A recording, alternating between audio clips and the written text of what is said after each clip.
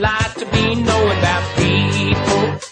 Gotta reach 'em, see it right now. When it comes to what's happening right now with Iran, there's something we need to understand. Refraining from doing bad does not make you good. In life and in history, goodness is not passive, it's active. It's aggressive in the pursuit of what's right. You don't become a good person by sitting back and saying, hey, at least I'm not causing any harm. That might sound noble, but it's not how we're meant to live. A good person looks for opportunities to do good constantly. Think about a doctor. Do no harm is the first rule, but that rule alone never healed a single patient.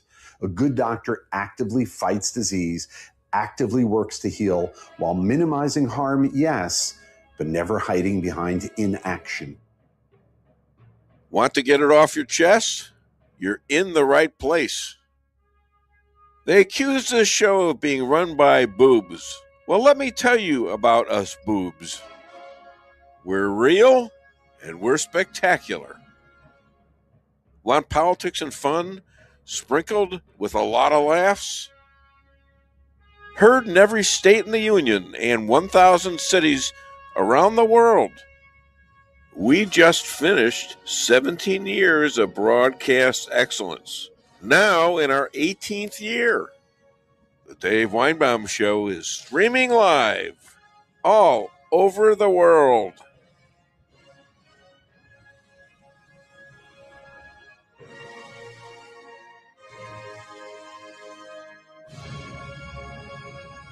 The Dave Weinbaum Show is on this Friday, today that is, from 8 till 11 a.m. Central Time. Call 573-578-2700 or comment to get it off your chest.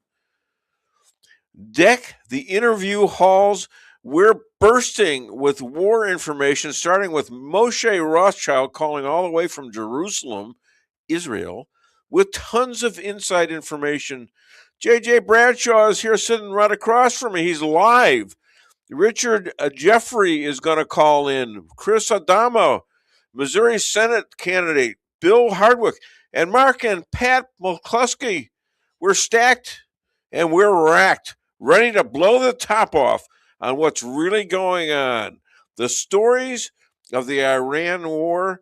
The Jew haters are doubling down to the point where Tucker is demanding that Israel citizens get a blood test to see whether or not they're real Jews. No matzo balls for you, schmuck. Let's test your blood and see if you're a real American. Trump has partnered with the most hated man of the idiots, Bibi Netanyahu. The results are spectacular and ongoing.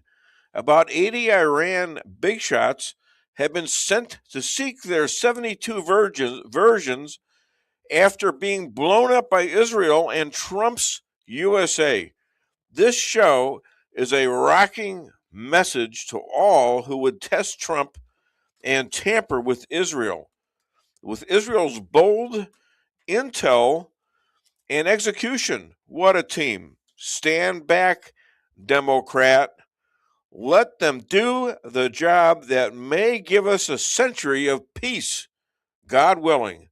Never give up, never let up, and you'll never let your country down.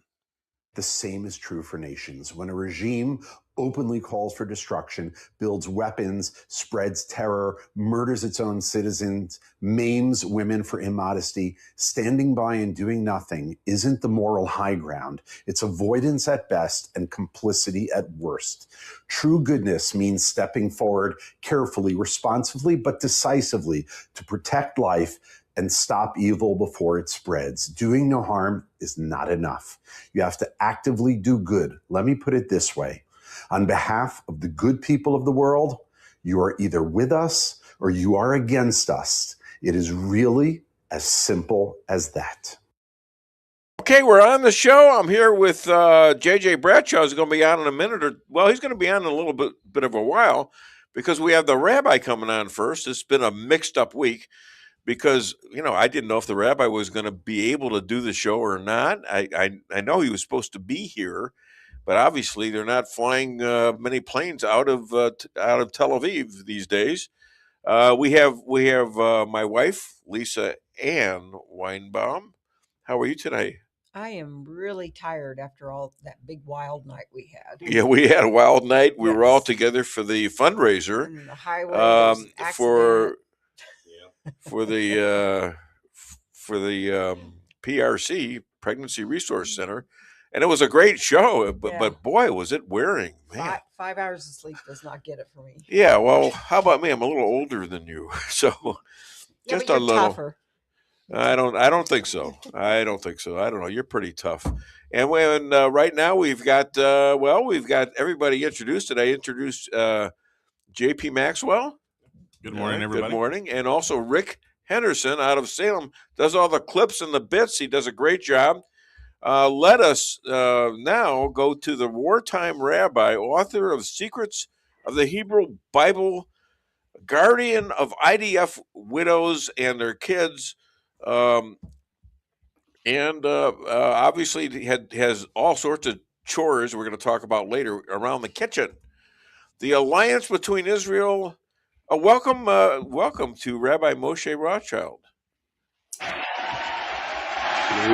Yeah, give him. Yeah, okay, that's enough for him.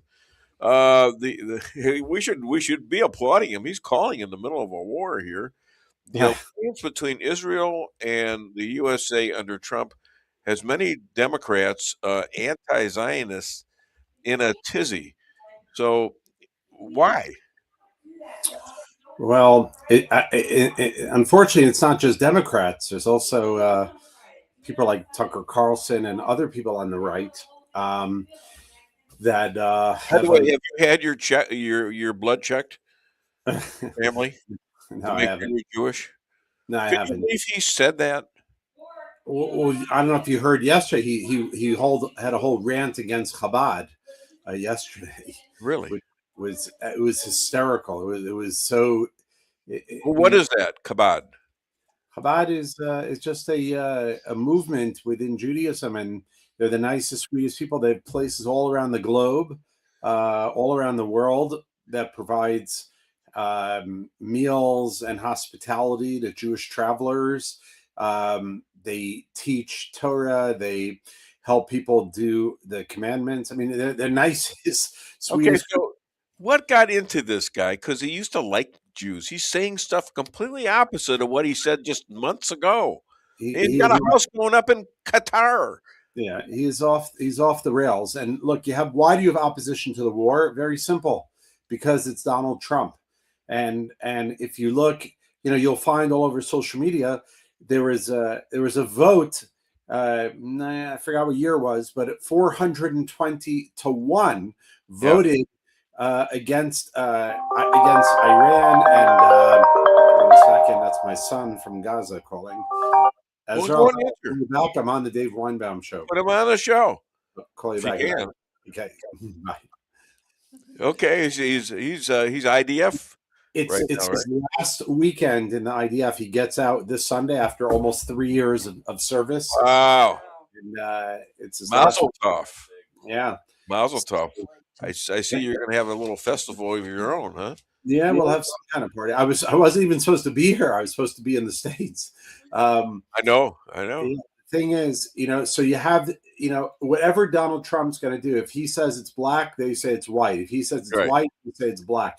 And what I find hysterical is to watch these people flailing in the wind as they defend the world's greatest state sponsor of terror. A nation that killed 40,000 of its own people, that rapes and maims women for not covering their hair. Yeah. And then you have the left wing, the Democrats, and some right wingers as well, defending the Iranians, and it's just. Now, what happened when Barack Obama said he was going to bomb? He was going to attack Libya. Was he made to come to the feet of the Senate and the House? No, why not? I thought I thought the Democrats now want that of Trump. It's all about Donald Trump. It always comes down to that it's like, what do they call the TDS, the Trump derangement syndrome. It has nothing to do with anything they ever say. It's about what they feel towards Donald Trump. And it's blatant. I mean, it's just blatant and stupid. right. And America, I think, for the most part, understands that, except for a couple of people that just just hate him so much that they'll never vote for Trump. But that happens, I guess. Right. So Trump has told the Persians in Iran, basically, and the Christians, and maybe even a few Jews that are still there, that this is a biblical opportunity to overtake the mullahs and take them out. What do you think? Yeah, look, this is a golden opportunity to make the world a safer place. I mean, that's the bottom line, and for women, just a few statistics, and maybe for like a century, right? Think about that. Yeah, just a few statistics that I had looked up just to share with you. In 2011, Obama, without requesting congressional authority, authorized military strikes against Libya. Right. Under Obama, there were strikes against Pakistan, Yemen, and Somalia. In 2021, Biden ordered strikes against Syria, and in 2024 against Yemen. Clinton participated in the war against probably. I can go on and on and on. Yeah. But like, it's not about the actions of Trump. It's about Trump, the person. And they can't take it. They can't stand him. But what is amazing, though, I have to say, here in Israel, it's different. Even the Americans here, which it's a very small percentage that don't like Trump, they've either been quiet or they've actually said, hey, even though we don't like Trump, we like what he's doing here.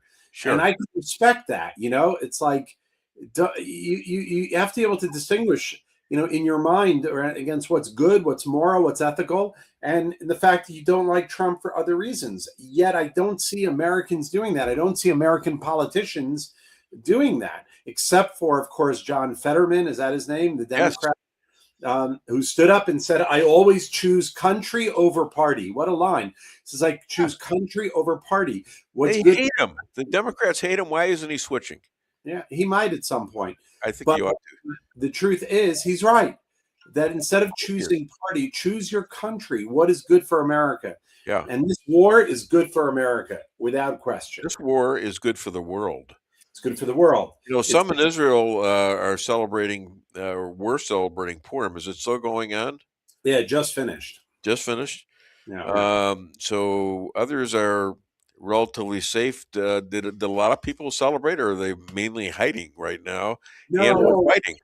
We did celebrate, though. There were a few moments. You kind of used to it. I hate to say it, but you run into the bomb shelter for, it usually lasts somewhere between 10 and 15 minutes for the episode to pass, and then you get a message saying all clear, and you go on about your day. So you also get a pre-warning, and the pre-warning tells you that there was a launch, and you usually have at least another 5 to 10 minutes until you're going to get the actual siren. So that way, you go to the bathroom, you go where you have to go, and then the siren goes off. Yeah. So you do have a warning, and you do have time to get there most of the time. And, unfortunately, there was a direct hit.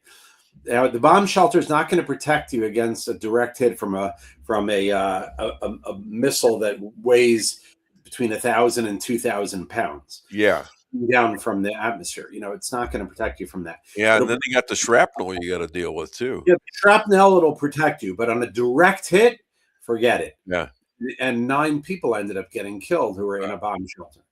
But, so you guys are still fighting Hezbollah. Beirut, you're bombing Beirut, Hamas. Yeah. Who else is troubling Israel? Right the Houthis, Yemen, Jordan, Turkey, Qatar, Syria. I can name more, but I don't want to. Look, right now, the only ones who are actively engaged in this war is Hezbollah in the north, and Lebanon, and Iran. But the Houthis and the Blowfish have not launched any missiles at That us. one, I set you up for it. Yeah. Yeah. And Hamas has, they don't have anything to speak of. So it's really only Hezbollah and Iran that are actively engaged. Wait a minute. I got somebody else calling. What do you know from funny, you bastard? Oh, my God. I'm sorry. Hang up on that schmuck. What is also different about Israel and the United States is at this point in Israel, it's like close to 90% of the population supports this war. And these are people that half the country hate Bibi. Now, who is this now that 90% of the people? I said 90% of the people in Israel support the war, even though half the country hates Bibi the same way that half of America hates Trump, or a third of America. Yet in Israel, people understand that this is not about Bibi. This is not about Trump, this war.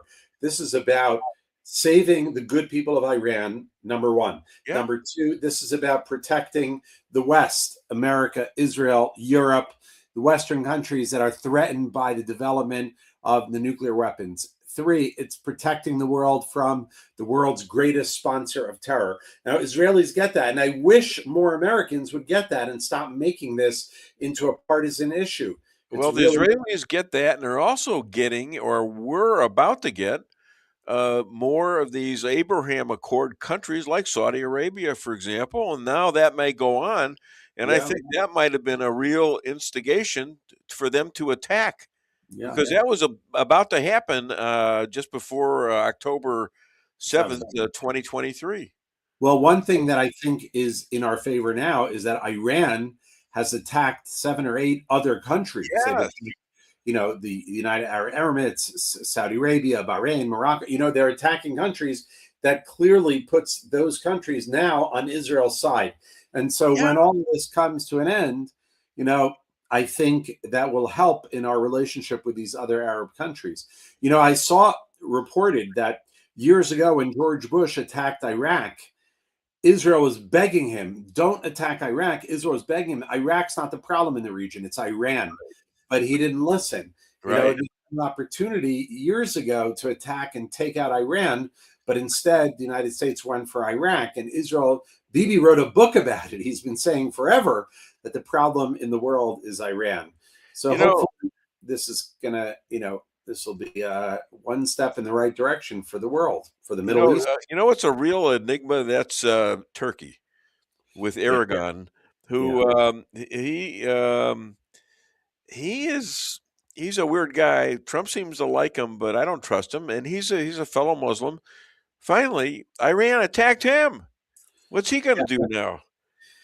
Yeah, I mean, Iran. It's kind of like it's like that last ditch. They know they're going down, so they're just using everything they got, shooting at everyone that ever ticked them off, I guess. And they're trying to engage, and they're trying to turn it into a much bigger war, and that's maybe their only chance that the way they see it surviving.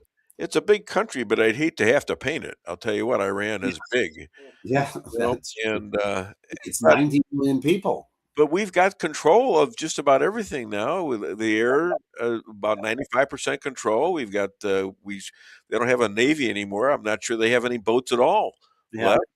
And they're still threatening to shut down the Strait of Hormuz and all that stuff. And with what? With rowboats? I don't know what they're going to do. So how long and who are we dealing with anyways?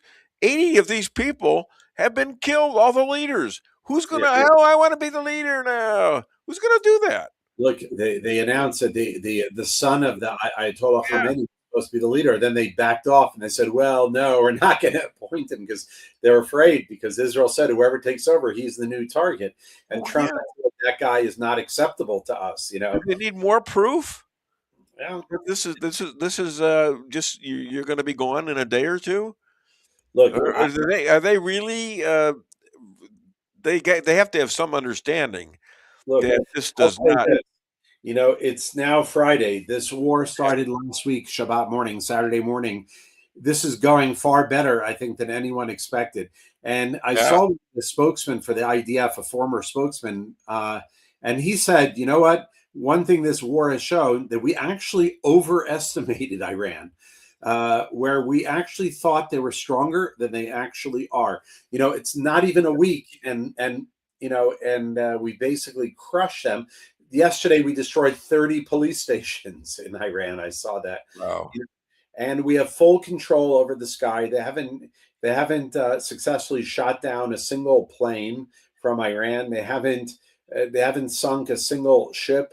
And they are. It's really but it's always better to overestimate your enemies and underestimate. The bigger task will be to get the Persians back in charge and be able to have somebody in there, sort of like Venezuela, in there that's going to be responsive to the real world that's Right. around them, because right now they're facing more and more of these countries now after being bombed by these Iran dopes.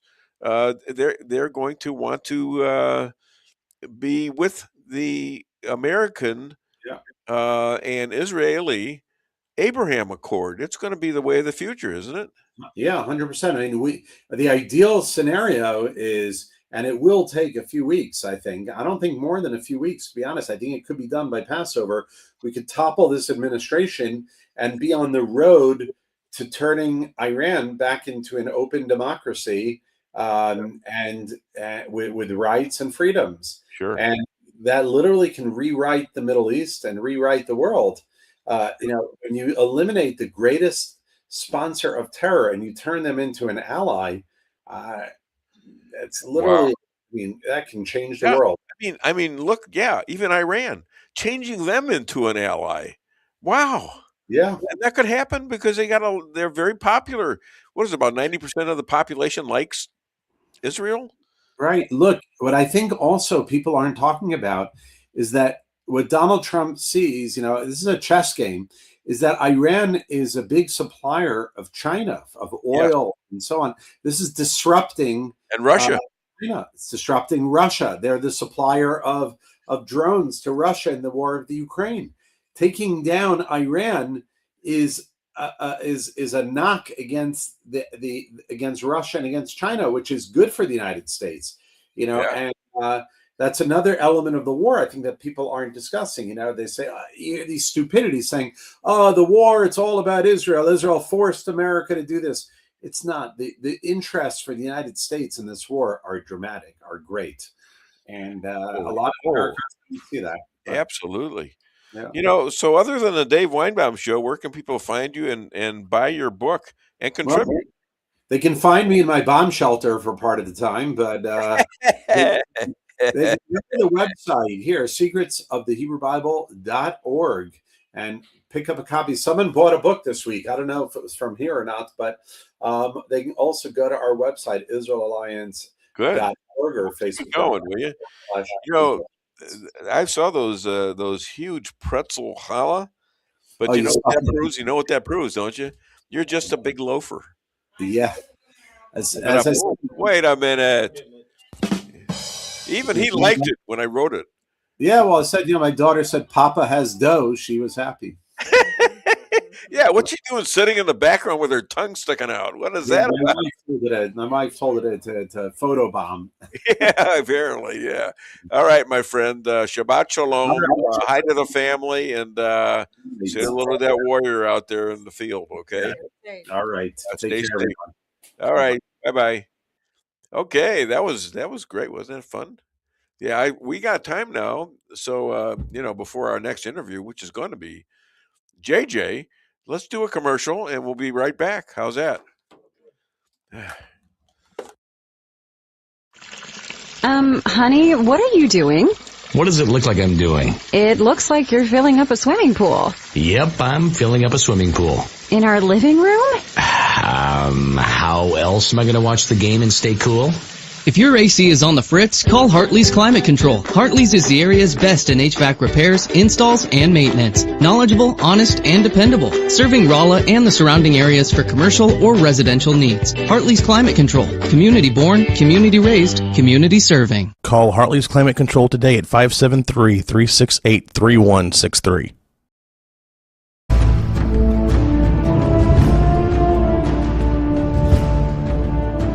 Never be too coy to tell your friends and family about koi sushi and hibachi.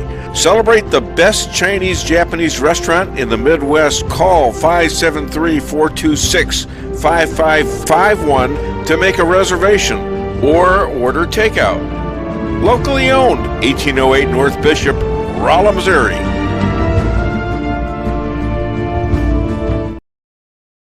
We can sum up McDonald's new crispy chicken sandwich in one word. Crispy, but also juicy and tender. Okay, it's crispy, juicy, tender, all one word. But then, also pickle. Oh, and potato bun, which is two words.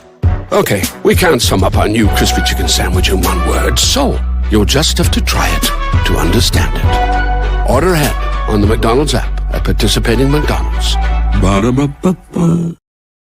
Merrill's Quarry and Asphalt, 40 years serving cities, counties, and everyday businesses with driveways for people who live and work in our little piece of heaven right smack dab in the middle of America. Call 573-578-9101 for your free estimate of rocking, rolling, paving, driveways, sealing, and striping too. That's 573-578-9101 for your free estimate.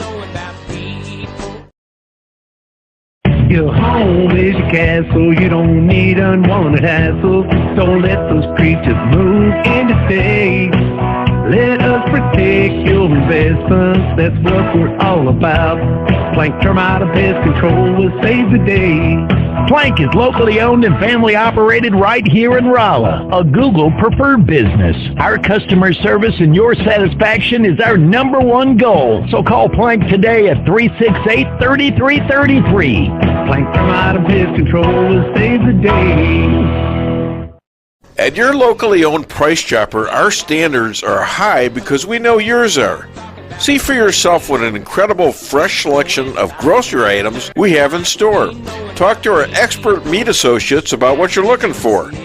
They're happy to meet any special requests like custom cuts, or see our expert produce associates on how to pick out the best fruits and vegetables. Quality in the deli means fresh, full flavor, and always delicious. If you're craving fresh baked goodness, we have that too. You can expect the best selection and the best value while interacting with our friendly and knowledgeable employees. You can find what you're looking for fast and easily at the best prices at Price Chopper. Fresh savings every day.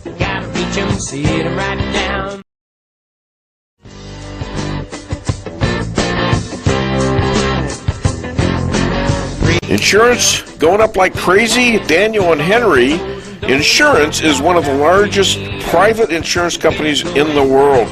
Richard Boyette, 314-444-5011. He's my guy at Daniel and Henry for 10 years. Business or personal, call Richard at 314-444-5011. He's the best. At Town & Country Bank, we've got all the perks of a national bank, like online banking, quick loan approval, and you can deposit your check from your phone. But that's not why our customers love us. They love us because we still offer hometown customer service. Stop by one of our 2 Rolla locations and let our friendly team remind you how special hometown banking can be. We're locally owned and will take the time to understand your needs. Smart, friendly solutions. Town & Country Bank. Member FDIC. Equal housing lender. Okay, we're back, and I'm here with my friend. I guess we're going to get started with you, sir. This man is 257 years old, and he's an expert on the Constitution. He was there with when this country was founded by, George Washington and Benjamin Franklin and, all the other guys that wrote this wonderful thing called the Constitution. Please welcome, all the way from Rolla, Missouri, my friend, John Jeffrey Bradshaw. Good morning. He's in the house too, and that's really cool. I love having him here. I love people who I can see. I don't like weasels who you can't see. Yeah. But he's not a weasel. You see, he's a great guy. He's a veteran too. I didn't mention that, but you fought in Vietnam, right? I did. Yeah. And the Revolutionary War and World Yeah, War that's I right. and World War II, Yeah. Korea. Probably got a few medals for that, huh? No, I stayed low. We stayed low. You had to. 257 years old. You've been ducking bullets all your life. Got a little shrapnel, but never have been shot. Thank Well, goodness. God wants you here. Say, yes, we were talking with the rabbi there, and a few things popped into my head. One of the items that you and I have talked about a couple of years ago, and that is Israeli intelligence. Now, at one time, the United States intelligence services, that would be CIA and others, defense intelligence agent, were the top of the line. They were the best in the world.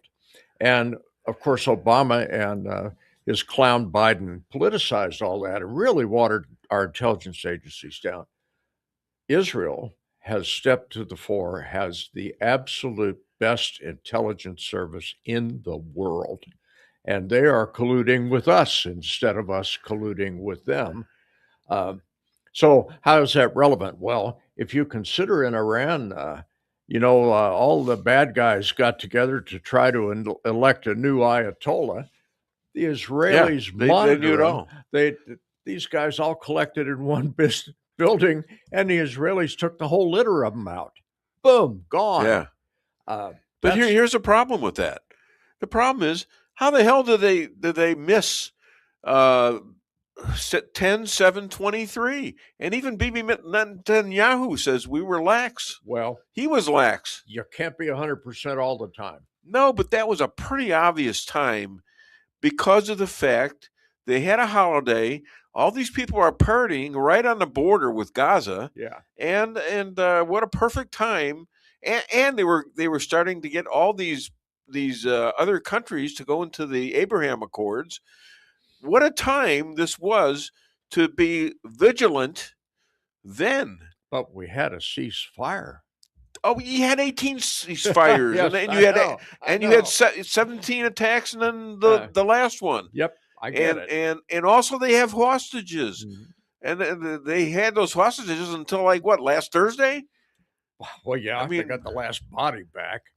But the point, though, is that I'm trying to make anyway is Israeli intelligence services, okay, they had a lapse there. You can't be 100% all the time. But you could be at least 50%. They weren't anywhere to be found. As far as pursuing this war, and that pisses me off. They have been because I've talked about it a lot. Well, they've been on top of it, and they are now. Kudos to them. And they should never, ever be in the state of discombobulation or whatever you want to call it on the day and the days that followed on 10-23 or 10-7-23. Yeah, never. I won't argue that with never you. again. But I got to say that they're on top of it now. I think so. If I was, and Trump trusted him, he should trust him. Yeah. Now, Trump is rebuilding our CIA and our defense intelligence agencies. He's getting the folks, and he's actually rebuilding the concept of Jews. That is a big deal. We talked about that last night briefly. I know. Let's talk about Tucker Carlson again for a second. Sure. Because here was a guy that just a few years ago was pretty well a patriot, was happy to be with Jews. He was not an anti-Semite, or if he was certainly hiding it well. Yeah. And now this guy's gone off the deep end. And I claimed last night that he's crazy, and you claimed that he'd been paid off. Guess what? He's probably crazy, and he's been paid off. Both, because this guy's supposed to be a rich guy, but still, suddenly he's building a house in Qatar. Yeah. What's with that? What is up with that? Yeah. And he admits it. So what a shame. And, as long as we're talking about his insanity, Candace Owens at one time was a Trump supporter, or at least claimed to be. And she worked for Jews. And was a reasonably intelligent woman, a reasonably level-headed woman who has gone nuts as well. Well, I'm not sure she's gone nuts. I think she's very understanding what she's doing. And she's playing a game, and it's a very dangerous game. And I think it has a lot to do with the fact that her husband is a Roman Catholic. I believe he's a Roman Catholic. And I think I think he's a Jew hater. There's a lot of people in England do not like Jews, Well, and so okay. and they fought him in they fought him in the early wars when the Jews tried for independence and things like that. They were running Palestine, as they called it, right? Israel. Anti-Semitism really there's no place in the world for this. We ought to be able to get along. There shouldn't be, but there is. Well, of course. And right now, it's the Muslim bunch that are the biggest Jew haters. And I don't know what we're going to do about that. We're in the process of killing some Muslims. I don't know where you stop that. Maybe you just don't stop that. I don't know. Well, there are Muslims that not all Muslims are killing Jews or want to kill Jews. There's Muslims in the government of Israel. They're in the IDF. They're fighting for Israel. Some of them have been killed against fellow Muslims. These are the reasonable Muslims. It's the wacko Muslims. There's a lot of them too. Yeah, there's an awful lot of them, but you won't find them in the IDF. Well, here's the problem with them. With them, they think it's their obligation to God, to Muhammad, that they back him as God, Right. and if you don't, you're going to go to hell. And so it's kill the Jews or else. Well, if you kill a Jew, you supposedly get 72 virgins. What Muhammad did not tell you was those 72 virgins are homosexual men. Muhammad pulled. Muhammad pulled the wool over their eyes. If you want to call the show, 573-578-2700. Hey, you know what? I think I'm going to call the show and say, what the hell's going on over there? Weinbaum? What the hell? If you'd like to complain about JJ, that's the number that you need to call. Oh, my God. So that's the only humor I got. Give me a break. Yeah, okay, that's pretty. It's funny and sad in one way. You know, it is sad that the rabbi didn't make his trip. I was very much looking forward to visiting with him. I think it'll be soon. I think so. And what reasonable man would leave his family in the midst of a war? Not going to happen. By the way, the rabbi has done an amazing job since I've known him, which is like 18 years, 17 years of flying in and out of the United States and talking to evangelical Christians. And not that they needed any converting, because there's a lot of Christians that identify with Jews. And he's gotten these people to where there's an alliance. There are alliances that help Israel. So there's a lot of Christians who are in favor of Israel and will do a lot of stuff to help them. I agree. I am one of them. Yes, thank you. That's as it should be. And JP and his mother. His mother. I mean, I probably have 90% of the people who listen to this show are probably Christian. And we're not anti-Semitic. We don't care. You and I have our differences. We don't care. Exactly. It's not important. Yeah. We have more in common than we have apart. Exactly. Okay. We come from the same religion, for God's sakes. Yeah. And I'm going to get a DNA test just to see, but I mean, what the hell? Yeah, what the hell? You're going to draw blood anyways. Yeah, they're going to take a little anyways. What if you find out you're Persian? Oh my God! You have to you got to fight another war. Does that mean I got 72 virgins? Well, yeah. What are you going to do with them? I have no idea. I'm absolutely lost. Yeah, you and me. What are we going to do with 72 virgins? My God, I don't know. No, wait a minute. This is all I can do.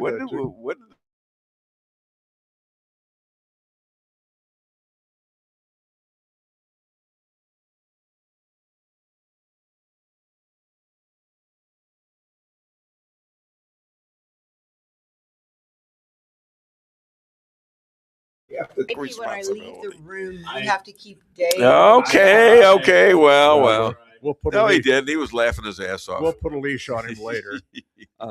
Speaking of Iran, Trump is kicking the snot out of the Iranians. Yeah. And one of the things that came up on the network news the other night that I didn't give much thought until it was mentioned was we opened the doors in our southern border and said, okay, all you terrorists come right on in. So we got plenty of sleeper cells in this country. Yeah.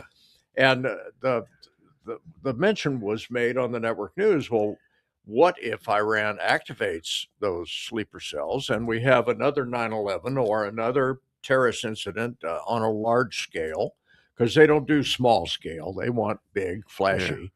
Yeah. And I thought at that time, well, gee, about the only thing that would keep those sleeper cells from doing what they would like to do is lack of money. And the funds are not flowing. And also like we have to have preemptive. We have to have preemptive agencies looking into this all the time. They have to stop it before it happens. Mm-hmm. That kind of thing, like Israel does now. Yeah. You know, stop it before it happens. Yes. Speaking of Israel and their screening, if you're going to get on El Al and you're an 88-year-old grandmother, they don't mess with you. Pretty much. If you're a shifty-eyed young Muslim man, they're going to strip search you. Yeah. Yeah. That's profiling. And good. And they do that. I know that. We've been on planes there where they just asked a few questions and it was like almost nothing. Mm-hmm. And apparently we didn't you didn't meet the profile. Well, I didn't ring anybody's bell, that's for sure. Well, you didn't have a suicide vest on, so they let you through. Yeah, that's right. They looked at this guy and said, "No, they looked at they looked at Lisa a little bit, Yeah, but let's we don't want to go there. It's a German background thing. Let's for a moment. Minnesota has gone from the limelight into the shadows. The Somali fraud, is second or third or fourth on the network news. But Tim Walz, and frankly, Tim Walz, he could be our vice president if they had managed to cheat enough on that election. Okay, sure. This bozo, the Somali fraud, Walz was grilled the other day by Jim Comer. And one of the things that Minnesota did, and Walz was in it, was the following. There had been an injunction to stop payments to, quote, feeding our future, end quote, which was clearly a criminal enterprise. Right. Walz resumed the payments and then claimed that the court ordered him to do that. The judge came back and said, nah, white boy. We did not cause you to do that. Did you say white boy? No, really? that was okay. The embellishment was mine. Okay. How about tampon boy? Oh yeah, let's not talk about that. Tampons in a men's room, please. So anyway, the judge slapped him down, and Comer was all over that, saying, "Well, you lied." Yeah. And you committed fraud. Yeah. And what is your defense? And all he got was sputtering. Yeah. Good. But Trump, look at him. See, that's all. Trump, he got us in a war. This is what they're saying. We need to pursue legal. Well, yeah, remedies. I hope so. It's it doesn't work real quick. No. But that's why I've always said Trump needs a third term. Quite frankly, now he's getting old. He is. He's older than I am. Older than me, too. Yeah. And in better shape, I might add. Yeah. As far as we know. No, I got body parts falling off, and he's still at least complete. Yeah, I could barely make it out last night and walk to my car. Yeah. Of course, I was wearing kind of dress shoes. Now I've got corns on both feet. Oh, my. Oh, I feel so bad. Your physical maladies are not my problem. Yeah. America, are you crying for me? Let's, for a moment, talk about the Democrat primaries in Texas. Yeah. Your favorite was Crockett, wasn't it? Oh, I was so pleased that Jasmine Crockett lost to James Del Rico. And not that he's a shining star. He's an idiot. He's a moron. He is. But he's less of a moron Beto than O'Rourke-like. Yeah. Yeah. Cut from the same DNA. Sure. And Crockett, this is what just kills me. Crockett comes back and says, the election was stolen. Yeah. Wait a minute. This was a Democrat primary. Yes. You can't blame this on the Republicans. Yeah. They had nothing to do with this. Absolutely. and she was wailing and crying, and she got really long fake eyelashes. Yes. So when the tears started, one of those eyelashes, the adhesive dissolved and it flopped down like this. And I thought, you look like an $8 hooker from somewhere. You really do. And you know about them? No, not a thing. Okay. So Jasmine Crockett, she's just blubbering and wailing about she lost. Dan Crenshaw lost, the guy with the iPad. And he's wearing something that maybe it covers up the false eyelashes. He's got. Right. Yeah. Crenshaw lost. Now he's a rhino, okay? So I'm kind of happy that he lost. Yeah. And then Al Green. Now, do you guys remember a Geico commercial from about 10 years ago where even a caveman can do it? Do you guys remember that? That's him. Al Green looks so much like that. Him and his cane, waving his cane. Oh, and they took him out with his They sign. took him off the SOTUS State of the Union real quick when he started up. First they just moved them out. And good for them. He lost.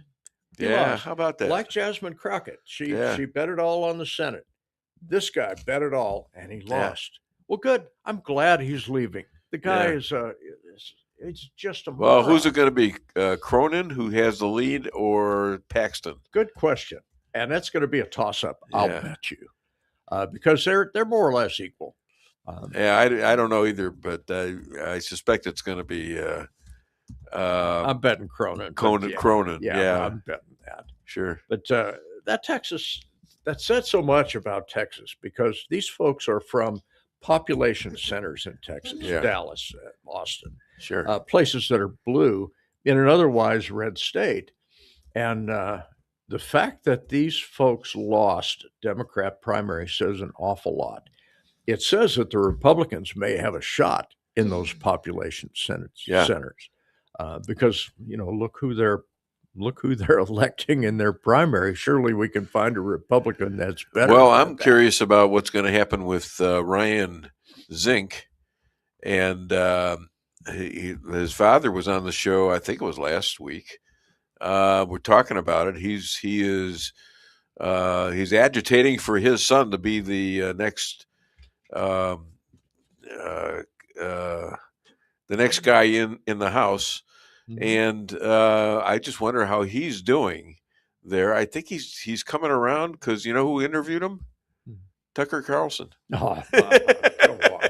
and he was very happy with him. The guy is like, he's like weird. This is a rather incestuous. I met Tucker Carlson once, and I had a nice conversation with the guy. Mm-hmm.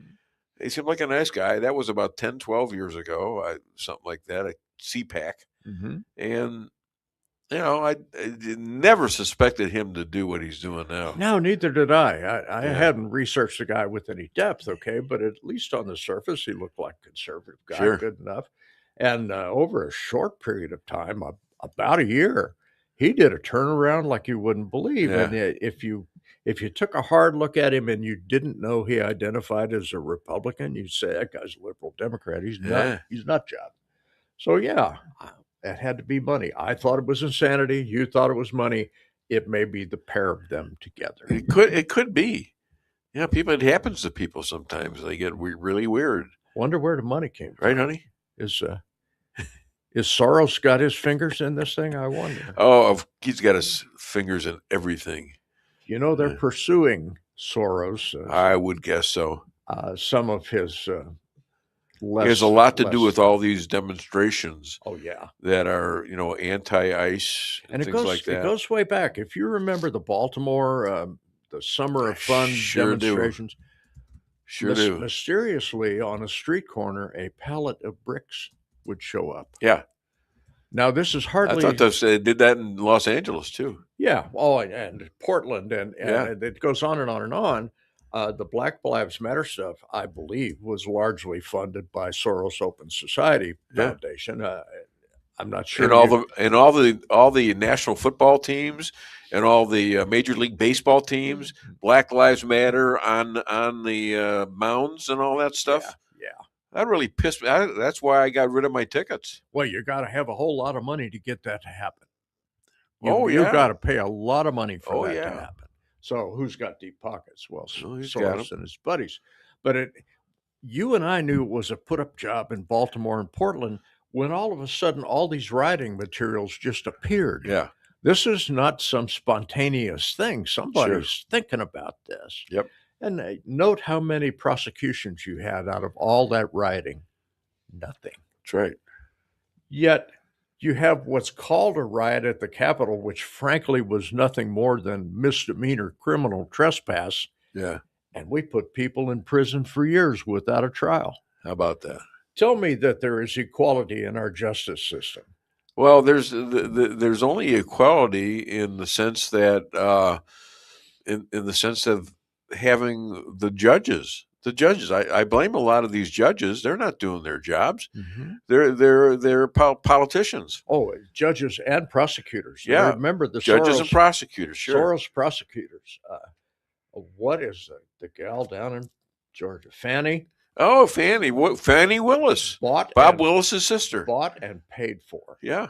And you say there's no slavery left in this world. Well, bought and paid for suggests slavery. They paid her off. Oh, sure, they paid her off. But now they got her.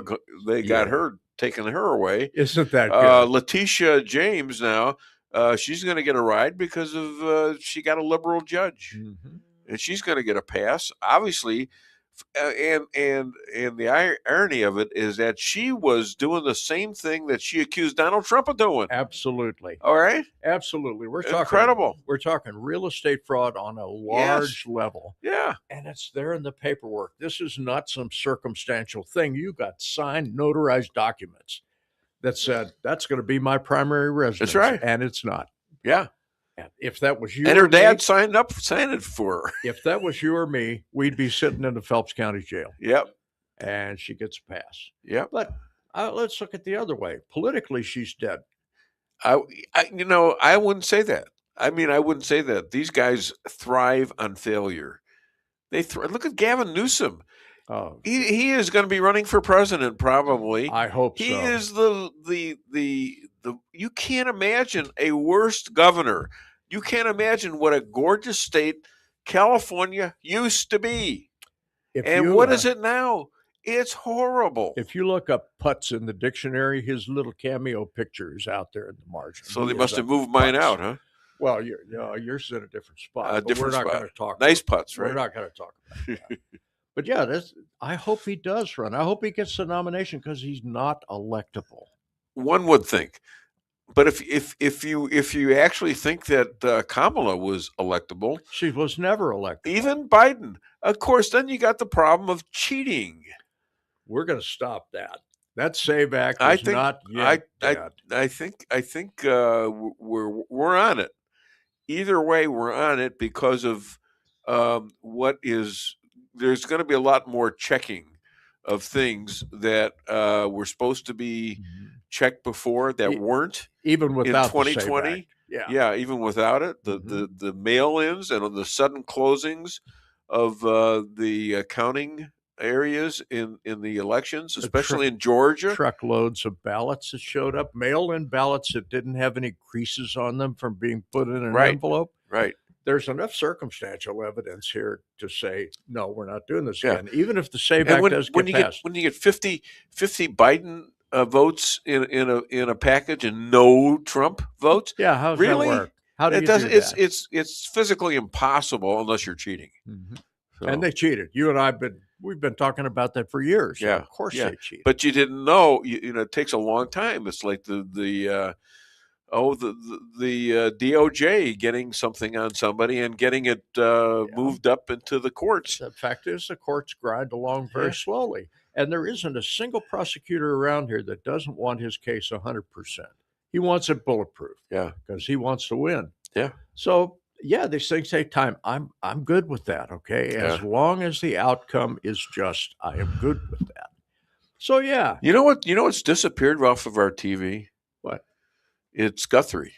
Nancy Guthrie. Well, she became fourth page news. I mean, for a while there, that's all you saw. It was a slow news day. Every day for weeks and weeks. It was like 6 in the morning till 12 at night. coverage of what's going on at her house in Phoenix. About the third day, Gene and I were having a conversation, and I said, she's dead and that body's hidden, and they're never Probably. going to find that. Probably. Who do you think? I have a feeling that the cartels got her. Maybe. And I got a feeling also that's part of why we're attacking the cartels too.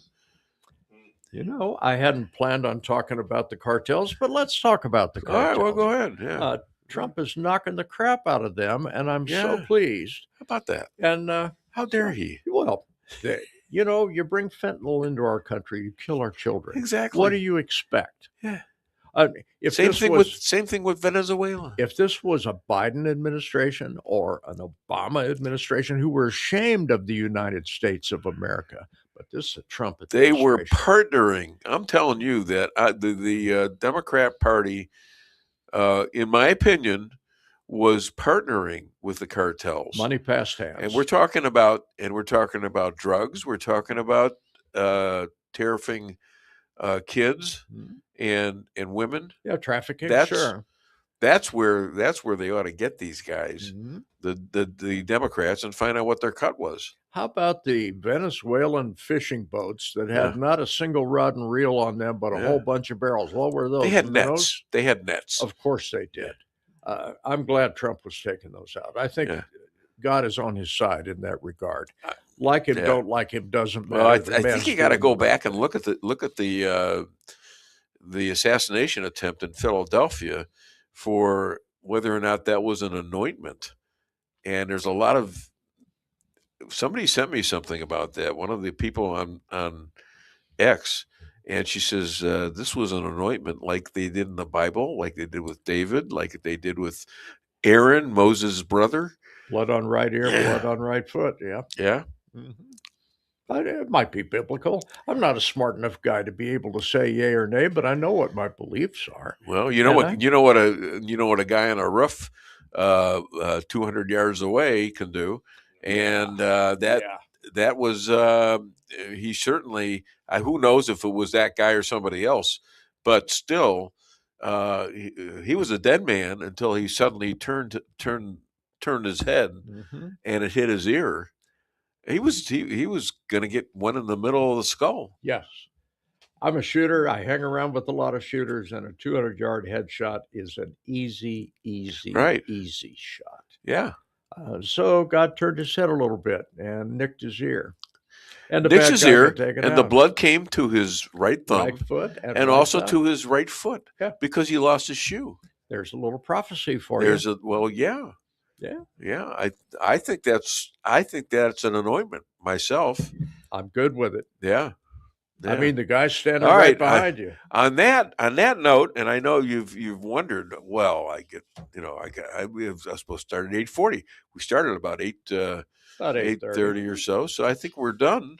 But you've done your job, and you've done a marvelous job. Maybe you can get a gift card on the way out. I doubt it. Nah, I don't know. I doubt it too. The Weinbaum organization doesn't give a Wait a minute. You just called us cheap. That big orange sandwich is pretty good. Yeah, you ought to try that. We'll give you that one. Talking about that. I could make about a week's worth of meals out of that. I want everybody to know what a great guy he is. Let's hear it for John Jeffrey Bradshaw.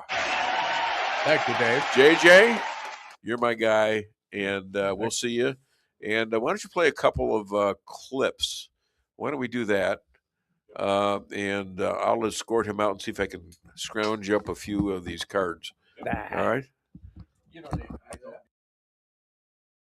And if we didn't terminate the worst deal, one of the worst deals ever made, the Obama nuclear deal, I call it the Obama nuclear deal, where he gave everything to Iran, including a nuclear weapon. It was a road to a nuclear weapon.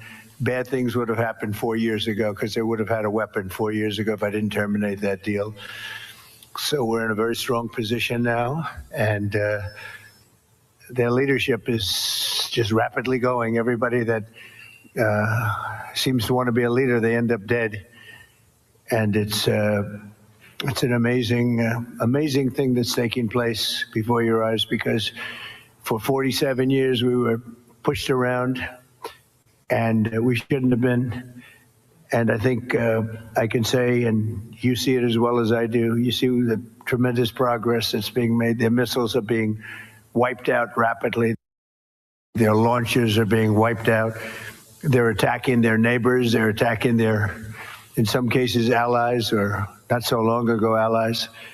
And, it's really a nation that was out of control, and they would have used it on us if we let them, if we waited any longer. A big factor was Soleimani, the killing of Soleimani in my first term.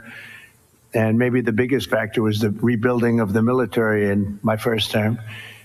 And then the B-2s hit and I use the word obliterate because it was a complete obliteration of their nuclear potential. And that set them back very, very seriously. If we didn't hit within 2 weeks, they would have had a nuclear weapon. If we didn't do the B-2 attack a number of months ago, they would have a nuclear weapon. And when crazy people have nuclear weapons, bad things happen.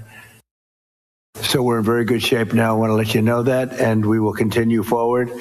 But it's a great display of military strength, and I'm very proud to have, with some of the people in the room, both senators and congressmen, we rebuilt, and women, we rebuilt our military during the first term, and we're using it a little bit more than I thought we would have to. Venezuela worked out really great. We have a wonderful relationship with the president and the various representatives, and we're taking out hundreds of millions of barrels of oil, and that goes to our benefit and to Venezuela's benefit.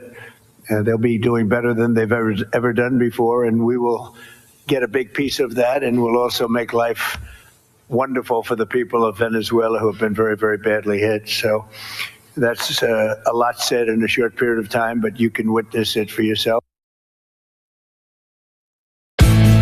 With warmer temperatures right around the corner and allergies ramping up, now's the time to get those AC units serviced. At Hartley's, we pride ourselves in offering outstanding service with fast response times. With proper maintenance, you can make those hot days be a lot cooler and remove those pesky allergens that always seem to find their way into your home. Call us today so you can be living a much cooler and healthier life. Hartley's, community born, community raised, community serving.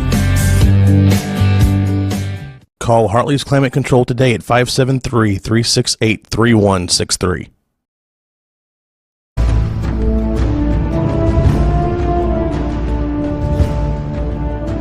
Never be too coy to tell your friends and family about koi sushi and hibachi. Celebrate the best Chinese-Japanese restaurant in the Midwest. Call 573-426-5551 to make a reservation or order takeout. Locally owned, 1808 North Bishop, Rolla, Missouri.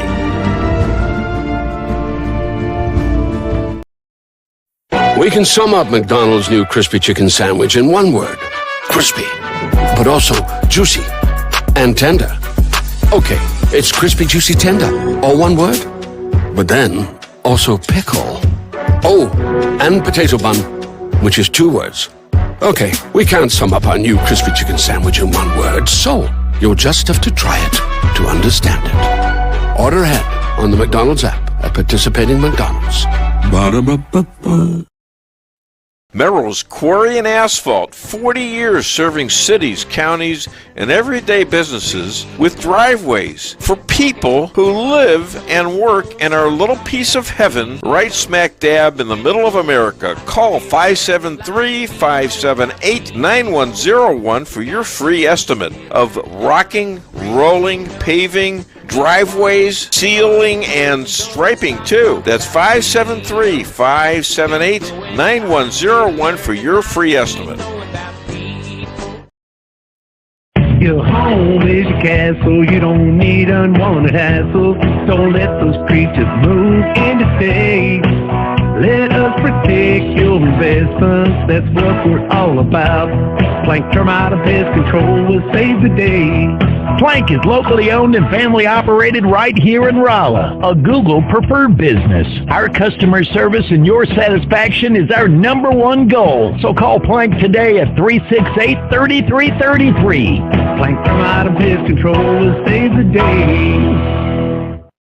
Busy schedule? Let your locally owned Price Chopper help you save time with online shopping. It's easy. Sign up to tcmarkets.com or download our mobile app in the App Store or Google Play. Create an account and browse through the categories and choose the items you need. When you place your order, your personal shopper will get all of the items you've selected, taking the same care you would and following your notes. We offer free curbside pickup, so you don't even have to get out of your car. Start your online order today and no online shopping fee for a limited time. Go to tcmarkets.com or download our mobile app to get started. Price Chopper. Fresher savings every day.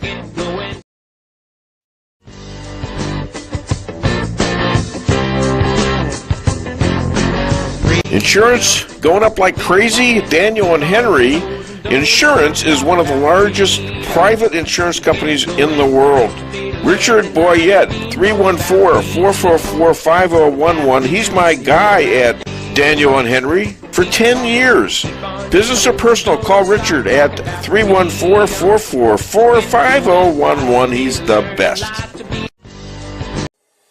Maybe it's for a kitchen you've always wanted. Maybe it's just to have a little extra room. Whatever the reason you're considering a new home loan, it's good to know that Town & Country Bank will guide you in the right direction. Our experienced local lenders are here to help you with a new home construction, remodeling projects, and fixed and adjustable rate home loans. You can even start the process online by clicking Online Mortgage Center at tcbanks.com. Smart, friendly solutions. Town & Country Bank. Member FDIC, Equal Housing Lender.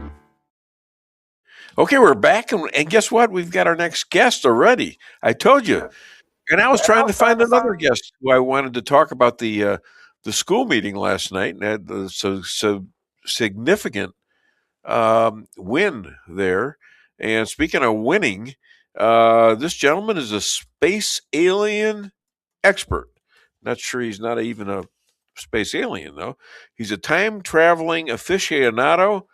He has relatives who have visual knowledge of Hill 51 and dead aliens that they witnessed themselves.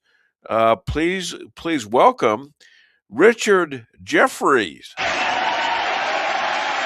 Good morning, Richard. How are you? I'm doing well, Dave. How are you? You like that green? The background or the bricks, huh? Well, it makes me feel a little lightheaded, but yeah. Lightheaded.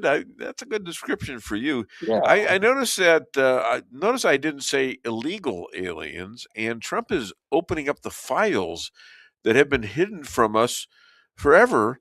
Tell me what Trump and his family knows, and we don't. Well, I don't know if you've heard, but Florida Congresswoman Anna Paulina Luna, has made claims about UFOs and interdimensional beings. Well, what does she know? She's Luna. She's Luna. No, I'm kidding. I'm kidding.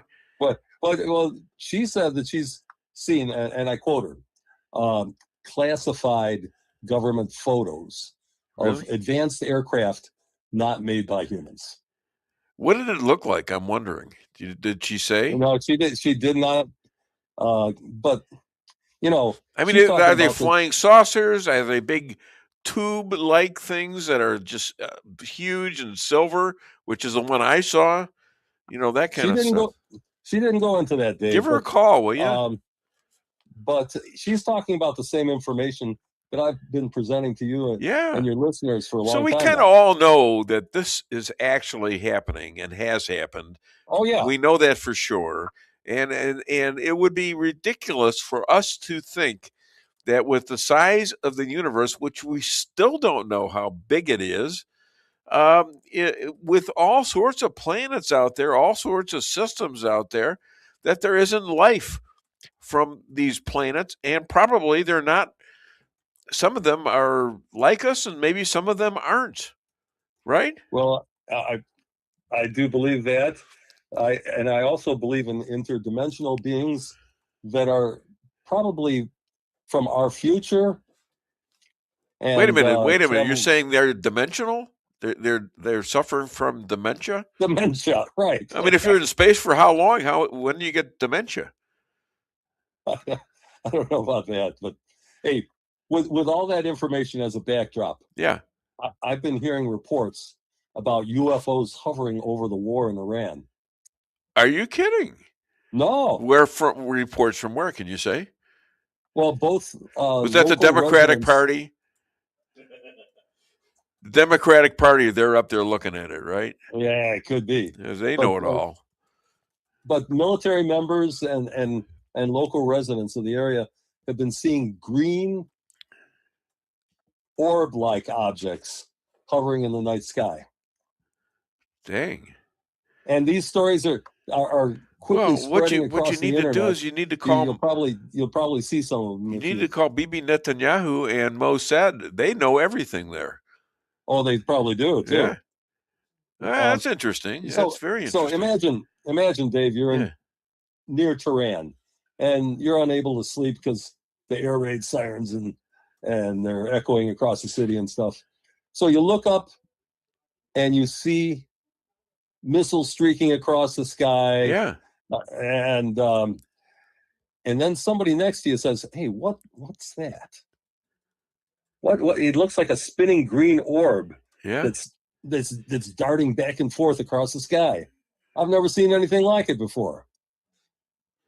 I'm more interested in how this person that was allegedly alone suddenly discovered a human being next toward him in bed. Well, I don't know about that, but just a scenario I whipped up here. I sent a recent picture of one of these green orbs to you. When? I don't know. And it's, what did I send it on? Messenger? I think so. If you want to show your audience, look it up. Maybe JP can put it on the screen for us. JP's going to look it up, but we're going to continue. So, so where are these space aliens coming from? Are they coming from Krypton? Do they align with other aliens? Well, it's hard to tell about these particular ones, but when you see the photo that I sent to you, it reminds me of the vision that Ezekiel had in the Bible.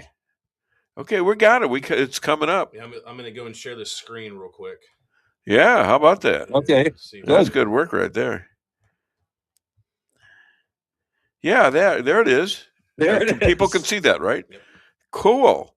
Yeah, we should get some comments on this. That looks like a real. It's sort of like saucer light. Well, it reminds me of the biblical vision that Ezekiel had. Can I quote Ezekiel for you? Please do. Okay, he said, "This is they're identical wheels sparkling like diamonds in the sky. It looked like they were wheels within a wheel, and that's what this looks like." It looks like a space way of celebrating St. Patrick's Day. It could be. Yeah, I mean, I'm wearing green today just because of that. So that's really cool. I don't know if you noticed, but I'm wearing my Trump 2020 hat. Yes. Well, we don't have. That's the year he should have won. Well, there's no. What do you mean? That's the year he did win, and it was stolen. Exactly. I mean, let's not. We can say that by now. So do they have human capabilities? Do they barbecue the cattle? They have de-skinned or something like that every weekend somewhere. Seriously, like a barbecue. Oh yeah, they have these cattle. They're coming over the same area that I live in, and they're leaving the head and the fur of the animal, and they've taken everything else. My personal take on that is they're harvesting genetic material. Yeah, I was wondering if after that, do they barbecue and eat them? Do they use sauce? No, I don't think so. Do they smoke the carcasses on the ground. Do they smoke it? The meat? I mean, it's interesting. It would be much the same as if we went back to the Jurassic period and we wanted genetic material from dinosaurs. Yeah. So that's similar. Anyway, well, I'm pretty what sure we makes- can make a good omelet out of dinosaur eggs. So maybe that works for them in the morning. So I don't know. Yeah, you know what that brings up? Yes. What does it bring up? It brings up the image of the Flintstones. I got Okay. something to tell you about that. Yeah. Now, in Nairobi, they don't watch the Flintstones. Really? But in Abu Dhabi, the people in Abu Dhabi do. Oh. Oh my People in God! Abu Dhabi Give him, do. come on, give him a little applause. Yeah. And you know, all you out there don't think that's funny. Here. What do you know from funny, you bastard? My gosh, that was funny. I didn't get it at first. You drew me right in there. Anyway, what makes these orbs really special or more interesting to me is that Iran has a history of UFO incidents. Iran does. In 1976, there was a very famous UFO incident. Iran and pilots of the Iranian Air Force, under the Shah, I believe it was, tried to intercept a glowing orb over Tehran. Yeah. And it's known. You'll look it up. It's known as the 1976 Tehran UFO incident. Okay. And according to their reports, their military reports, 2 F-4 Phantom fighter jets chased after this bright glowing orb. And their onboard instruments just stopped, failed to work. Wow. And the orb sped off at like a speed that they couldn't catch. Did they hear Did they hear anything like an engine or something? I don't know. I haven't heard about that. Yeah. But Well, after no. it was I mean, gone, the one that was hovering over me in broad daylight in 1982, I think it was. It took off, and it made no noise. It disappeared, and it was huge. It was a huge thing, and it was only like a block and a half away from me, and it was low to the ground. It was maybe a couple hundred yards up in the air, and it stayed there. Apparently, I was the only thing that was living other than animals and bugs and things there, and it maybe just consider me just a bug, and it took off. So well, you know, yeah, probably most of those things are drones. Even back then, sent by a mothership somewhere. yeah, that could have been that. Sure. Yeah. Yeah. Now So- we all know that kind of thing takes place, and it's Oh, going to of be the course. future. You're not going We to didn't see back then. We didn't back then. You're going to see pilots. We were probably already doing this. You're not going to see pilots in planes anymore. They're going to be directed by the instructions from drones. Oh, for sure. Yeah. You know, and let's talk about modern drones for a bit here. Sure. You know, they could be mistaken for UFOs. They can hover silently. Yeah. They can accelerate rapidly. Yeah.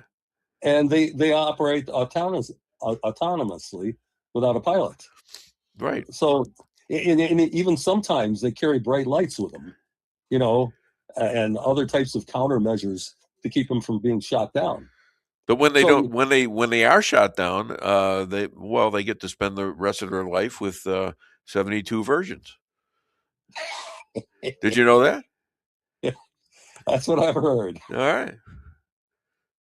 And well, you know, an observer on the ground, even a fighter pilot, or might think that these drones are a UFO. You know, that's possible. Wait a minute. He's reluctant to do this. There it is. All right, that's fine. There you go. I was waiting for that. So, who are the illegal aliens? That space aliens. Are they planning for Elon's invasion of Mars? You know, from what I've heard, bits and pieces, we've been working with interdimensional beings for a long time. Yeah, I'd like to know that. I mean, do they have regular jobs here in the United States? Do they? They work with do the they have US unions? Do military, they have I unions? believe. That's what I want to know. Do they have unions? And No, not unions, but they direct a lot of world affairs in conjunction with especially the United States how do government. they go about directing Well, because world affairs? If they're coming from the future, they know outcomes, and they know how they would like to change it. It's kind of cheating, isn't it? Like it's like kinda Back to the cheating, yeah. Future. It's like cheating when he got the book of Super Bowl winners or something like that. It's like Back to the Future. Yeah, when, Back to the Future, right? Or when and you still Mark- say that's connected somehow to real time traveling, right? Yeah, we're getting far afield from UFOs in Iran, but yeah, I think that definitely the Back to the Future series was backed with Trump money. Okay, That's a that's whole very nother interesting. story. When is he going to talk about this? He may. He never has talked about this that I know of. He's admitted he had an uncle at MIT that he liked, and I'm sure his brother had a lot of intel, which you do also from MIT, right? Right. His brother, well, his uncle John, right? His uncle John was probably the most brilliant physicist of his time. Yeah. Okay. Trump And really once liked again, him. He was given Tesla's drawings and diagrams and models. Okay. So there's a connection between them and Tesla, and Tesla was the guy who basically, along with Edison, created electricity, or found electricity, I should say, and they wiped him out, Tesla, because he wanted to do it. well, He wanted to do it for free. They couldn't make any money on his And they couldn't make any invention. money. That's the thing. Yeah. But let me get back to what All I right, was saying. go ahead. Other UFOs have been seen over war zones over the years. Oh, really? So during World War II, yeah, the pilots saw strange flying crafts, and they called them Foo Fighters. Okay. Have you ever heard of that term? It sounds like a Chinese meal. The Foo Fighters. Foo Fighters. Yeah. Yes. It's a music. Did they fight each other with chopsticks? No. Okay, just No. curious. That was just their term for these unexplained flying orbs, crafts, whatever you want to call them. And now, the Emperor Constantine, back in the day, saw strange lights before a battle that looked like a cross. Uh-huh. And he won that battle. And so he became the first Christian emperor of the Eastern Roman Empire. Okay, when was this? Oh, Is this a biblical thing? No. This is back in the time between Jesus and the Middle Ages. We're stuck right in there. All right. So about 1200 years, in that area. give or take. Yes, it was a good year. And of course, we shouldn't forget the Israelites saw the pillar of fire in the sky, right? Yeah. It's interesting. It's so interesting that all this stuff is now. I wonder what it's going. It's going to be a big, huge difference in how we relate to almost anything. I mean, AI. I think we have GI. You have God intelligence coming out of this. How's that? Well, a godlike intelligence. Yeah. Well, it could be from God, right? Yep. Hey, did we lose video here? No. No, I didn't. I still see you. Okay. You can't see me? For a moment, you went dark. I gave you the finger, and you can't see that. That's good. No, That's good news. I didn't say which finger, but something a little off. I mean, I just raised it up and said you're number one. and you know what? You're never going to be number one if you keep insisting on being full of number two. You're just never going to happen. Oh, Okay. Speaking of Elon, he's in the process of putting 1 million satellites up in the universe. They have like 14,000 total over history. Is this going to be welcomed or not? I don't think that they can stop him at this point. Yeah. The But he's man's doing agenda is this out of crazy. knowledge from the future, right? I think he's privy to that as well. You know, the bricks But are taking over your picture. that's what I saw here. Let's see. Oh my God, he's behind the bricks. The bricks. How is he doing this? Oh no! What are you doing? He's being controlled. He's got something. He's got a. He's behind the brick curtain. Is what you should call your next book. Behind the brick curtain. There you go. Listen, there's something a little off topic that I wanted to mention today. Oh, sure. I found out that there's a Chinese professor named Zhang Qing, and he predicted the U.S.-Iran war a number of years ago. Oh, really? Yeah, he said that the geopolitical tensions by the year 2026 would force us into a military confrontation. Yeah. Okay. And he also predicted that Donald Trump would return to power and strike a death blow to the Iranian mullahs. Wow. So once again, his name is Jiang. Jang. Yeah. X. I'm waiting for the punchline here because I feel a joke coming on. No? Xueqin. Jing Sing. Jing Sing. All right. Okay. You're serious about that, right? I'm serious. Look okay. So do the space aliens have governance? Do they have hidden their files of human activities from their public?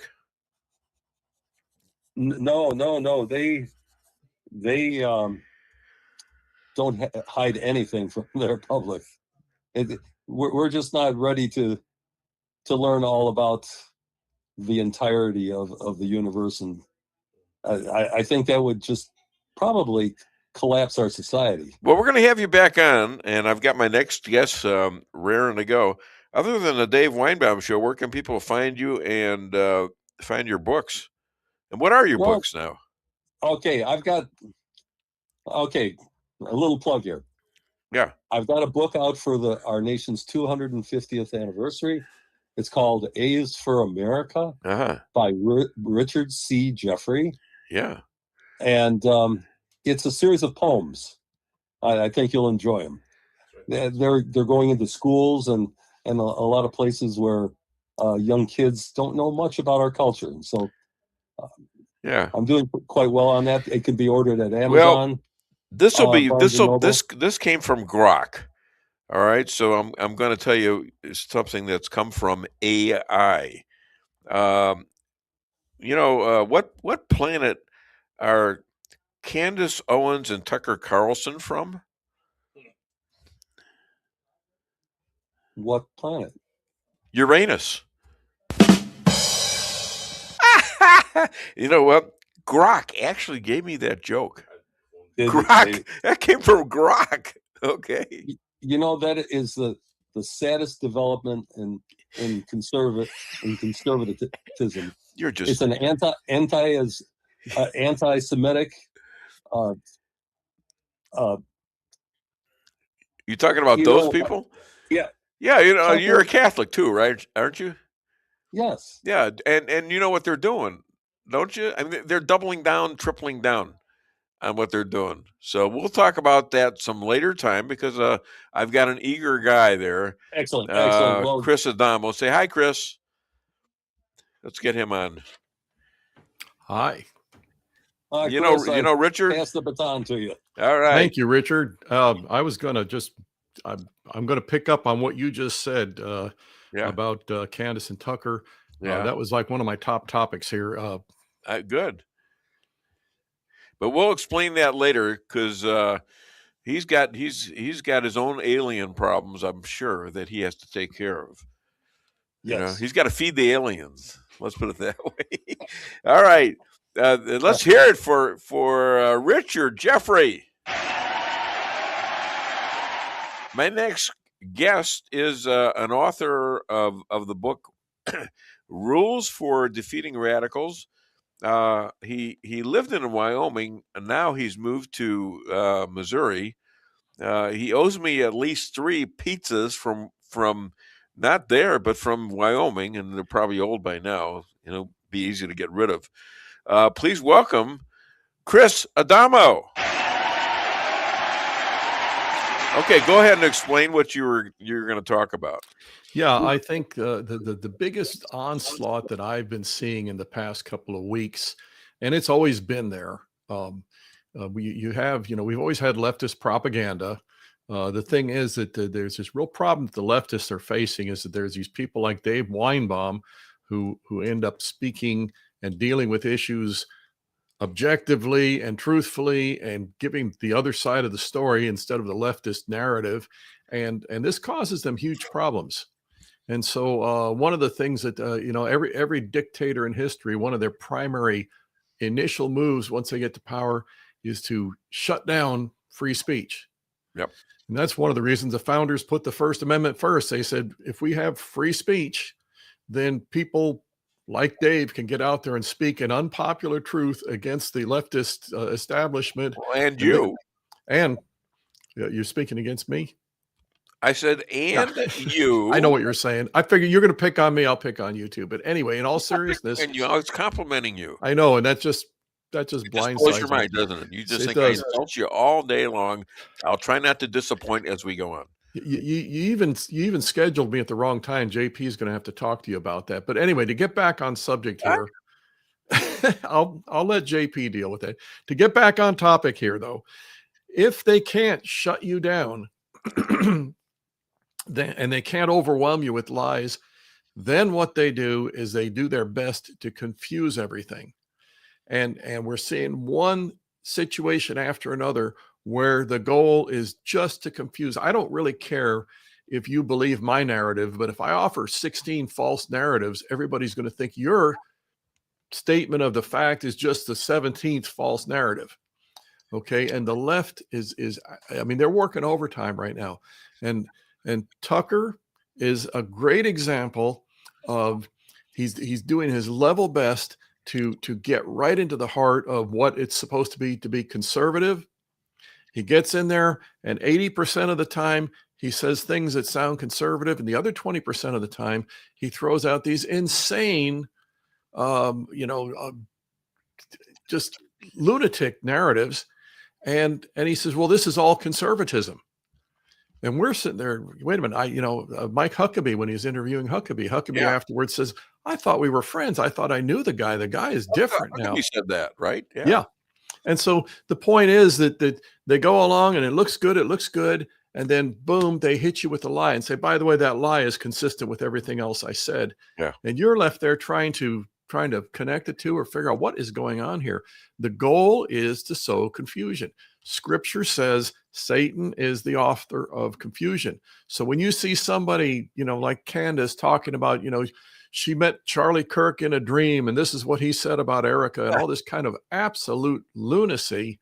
The goal is to sow confusion, because if you're confused, you're just as ineffective against the left as if you're silent. It's no different. And this is the goal. Where I'm not disagreeing with you at all, but why are they doing this after presenting themselves over their lifetimes as not only friends of Jews, but actually working for Jews in Candace's deal? And Tucker has said the exact opposite things just months ago about Israel and Bibi Netanyahu.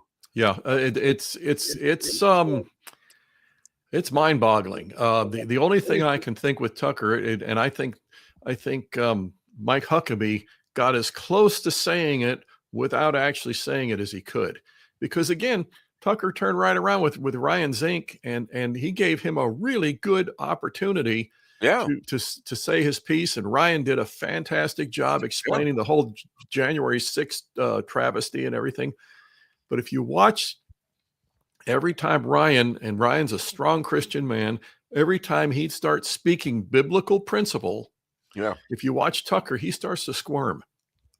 And I'm convinced at this point, I mean, Huckabee said it a little bit more politely than I would. He said that he's just a different person or something along those lines. He knew him. Yeah.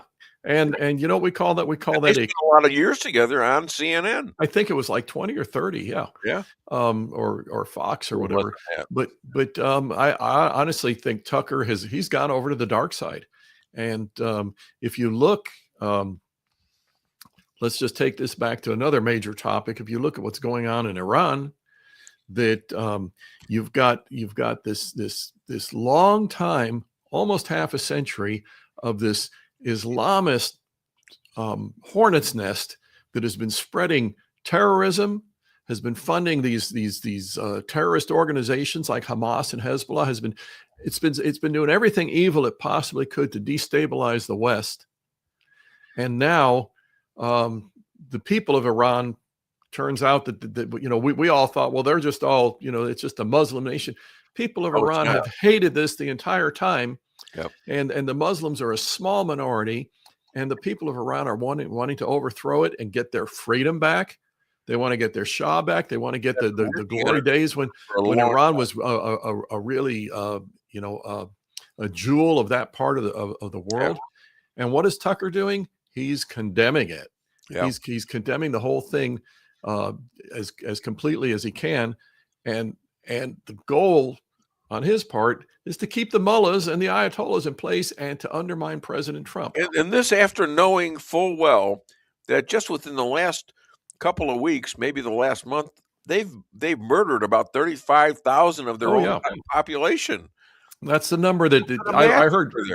All kinds of, because they suppress the news, and we heard maybe 10,000, we've heard maybe 100,000. The number that has been coalescing sounds like it's right around 35,000, like you said. Okay, 35,000 people of their own that they just went out in the streets and murdered. Okay, now again, if you look at leftists and Islamists, I say they're kindred. I explain that why they are kindred.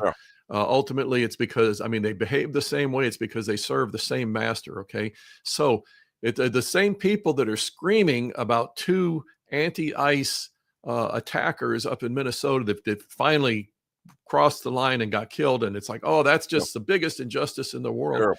Okay, the Iranian government, the liars, the fraudsters, the Islamists have been putting out this unsupported claim that the Israelis or somebody hit a school and there was 57 people killed in it or something. And everybody's up in arms. See how inhumane this is. 32,000 people or 35,000 people, whatever the number is, not a word, not one word. They never care about the actual cause they claim to champion. If they can use it for their political gain, they will. If not, they're indifferent. And once you put a lie out, like for example, Candace Owens, she puts out the devastation of a part of Gaza as proof that the Jews are trying to eliminate and murder all the Arabs, all the Palestinians, and all the Palestinians. Does not mention anything, no pictures, no knowledge of her showing 10/7/23. Yeah, they don't even talk about that, because I'll tell you what, about it. The people who've actually seen what went on October 7th, they can't even speak about it. It was a horrible massacre. It was cutting off the heads of babies in front of their parents. It was exactly. It was right from the pit of hell, very literally. It's off already. And they don't talk about it because it doesn't fit the narrative. Gaza genocide is a Hamas talking point. The people who echo it are doing the bidding of Hamas, and most of them, I don't know about all of them, some of them may be just ignorant, but most of them are doing the bidding of Hamas willingly because they are anti-Semitic, because that's a demonic mindset. Now, do you have, JP, I want to ask you a question. Do you have the reel of this Palestinian-looking guy of talking about all the years that the Jews lived in these Middle East countries and were suddenly ejected? I think so. Yeah. Take a look and see if you can find that, and let me know when you do. Okay, sorry about this little little commercial thing. All right. So, anyways, Yeah, one of the biggest thing that I've been running into Yeah. with the lefties is, well, okay, so you support overthrowing the mullahs and the ayatollahs. Are you willing to accept all those Iranian refugees into America? And they just really rub your nose in it. You're going to accept all these refugees? And the reality is so absolutely the opposite. The Iranian people around the world, many are Jewish, many they're not Muslim, and many of them they're waiting. They're just waiting for this ruckus to be over and for Pahlavi to get back in as Shah so they can return to their homeland. So that this leftist mantra that you're just going to let all these refugees come into America. Well, if there's Somali refugees that want to come in and rob from our treasury, these leftists are okay with it. But the Iranians, it's like, you're not going to support that. I don't have to support it. The Iranians are going to go back to their homeland, and that's what they want to do. And if they do that, and if it's a success, it'll be the hugest black eye to the leftists, to the DEI multiculturalists, to the globalists that you've ever seen. And that's the reason they'd rather leave the murderers, they'd rather leave the torturers and the rapists in place in Iran to keep it from being a success. Yeah. Yeah. Well, let me ask you this. It seems like Tucker and Candace have sent to media and the internet is provenly false. I mean, just provenly every day that it's false. How do they? And it's getting to the point to where they're saying things like the Jews are the ones that took down the towers on 9/11. Oh yeah, I've heard that for years. But it's bringing it back. It's like they've been hit with some facts that Bibi Netanyahu is not who they said it is, that Jews are not who they say they are, and that President Trump has put this up. They're not going to criticize Trump. I haven't heard them do that yet. But it's been leaking in there. We've got to go back to the old things. The old things of, are they really Jews? Yeah. Tucker wants them to take a blood test in Israel. Right. Yeah. They first of all, when 9/11 happened, when it happened, they were dancing in the streets of Gaza. They were dancing in the streets of Tehran. Yeah. The Arabs were celebrating. Burning the U.S. flag. Bin Laden was taking credit for it and cheering about it. And somebody comes along and says, well, you know what? At this point, a few years have passed. People don't remember the facts. And now we'll just tell this new generation it was the Jews. And there's two types of conspiracy theorists. Okay. And we got to understand one of them, pay attention to. The other one, you need to understand why he needs to be dismissed. Now, one of them says, look, there's things going on that we can't explain. So there might be something underhanded going on. We need to look into it. Yeah. Okay, that guy's legitimate. He's looking for the devil in the details. The other conspiracy theorist, and this is the Candace conspiracy type, they say, I'm going to throw some information out at you, and whether it's real or not, we pretty much have learned over time it's not. I'm going to throw some information out at you, and because you don't have an instant answer, I'm going to give you the explanation, and the explanation from 1 week to the next, it can totally contradict. That's okay with her, because in each situation, it's listen to me and follow me. My conspiracy. And you understand that they're getting through this. They know they're lying, but they know they're lying. They're using their First Amendment right. Yep. And when you answer back, they don't publish that. Right. Well, again, if you look at Tucker, there's no argument with when Tucker was talking to Huckabee and Cruz. He had a narrative. He wasn't interviewing them. He had a narrative. Right. And his whole goal was to use them and to continually throw them off balance in order for him to get his narrative out there. Yeah. And I'll tell you one thing. When you watch Ryan Zink talking to Tucker, Yeah. And Ryan knows what he's talking about, and he's giving him scripture. Tucker is squirming. I saw Tucker one time when there's scripture, and he cites this scripture to Mike Huckabee, and you could tell, you watch his attitude and his demeanor when he does it. Right. You could tell he meticulously memorized the scripture word for word right before the so-called interview. Yeah. So he could quote it to Huckabee like he's a biblical expert. Okay. And so in this case, he's going to use scripture to show Huckabee, here's the right way of things. The point was he wanted to make his narrative known. It was his points that he wanted to make. He did the same thing with Cruz. It was a setup. He wasn't going to let them talk. He wasn't going to let them get back on the real issues because he can't stand for that. That's when you see him throw out that little hysterical laugh that he does to try and deflect. And he tries to do. It's all a scripted event that he uses to get his message out. And unfortunately for both of them, they thought they could trust him, and they were kind of blindsided by it. Frankly, they should have known better, but they're human. We're human. Yep. Now here's Gavin Newsom, who calls Israel an apartheid state, trying to overtake the rest of the Dems at going low on Jews. What do you think? He's going to be our next president, isn't he? Yeah, Gavin Newsom. There is nothing that he won't say. Okay, there is nothing that he won't say. You want to see an apartheid state? Look at California. Look at their DEI. Look at their the environmental state, right? They're the green state because they care. Look at their streets. It's terrible. Do their streets look like something produced horrible by people who are environmentally concerned? This was I think it was there about 20 years ago. It was horrible. And it's only gotten a whole lot worse since then. Yeah. It's so again, they're leftists. I say this as a blanket statement because I'll prove it time and again. They're leftists. That means they're liars. I can show you this last week, Barack Obama talking about voting integrity. You know what his version of voting integrity is? We get to throw our Somali voters at the polls and take them and bust them to the next poll and keep throwing them there with no ID because these people can't possibly get proper ID. Well, unless they get smart enough and graduate from the leering. Then when they do that now, they might have a chance. Yeah. You see? But this is Barack Obama talking about voter integrity. Yeah. Okay. This is Barack Obama talking about right. And if you disagree with him, you're racist. Oh yeah.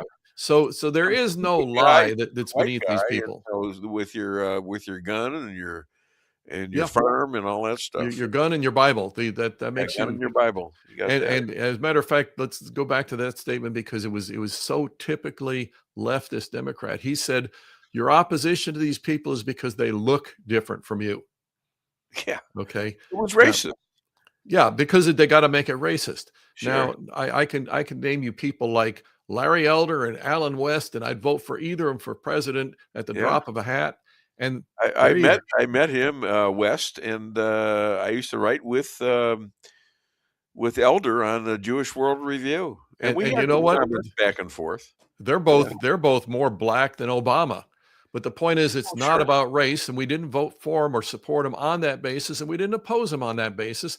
Yeah. We notice, as conservatives, we notice somebody's ethnicity the way we'll notice if they're tall or short. You see it, it's just a physical characteristic. But who is the person in here? Leftists are the ones that want to just say short. He just said short, didn't he? Okay. Yeah. Yeah, you need to watch what you say around me. Oh, okay. Okay. Please. I was going to say, well, you notice that they have a full head of hair if they're bald, but then we both lose out on that one too. Well, but the point is, we notice physical traits, and we let it pass. Okay, that this is who they are, and what we look for is what is really in here. What do they stand for as a person? Okay, leftists are the ones that say if you're black, you have to vote for Biden because that's the way blacks vote because they can't think for themselves. He said that on air to a black guy. Yep. If you ain't voting for me, you ain't black. Right, and that's a quote. That's leftist ideology. And exactly. Well, that goes back to the Civil War. For goodness' sakes, it has not changed. They were the same crap back then. They had shackles on people's wrists back then to keep them enslaved.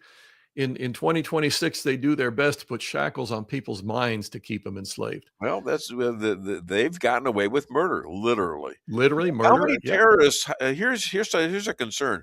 How many terrorists from China, Iran, North Korea are in the USA, and what are we doing about that? Well, right now we're doing a lot of them. We're setting them up in leering centers so they can get rich. Okay. There's no doubt there's some of that going on. I think that the DHS has been doing a good job of actually staying a little bit ahead of that. But no doubt they have sleeper cells all over the place. Again, the left is okay with that.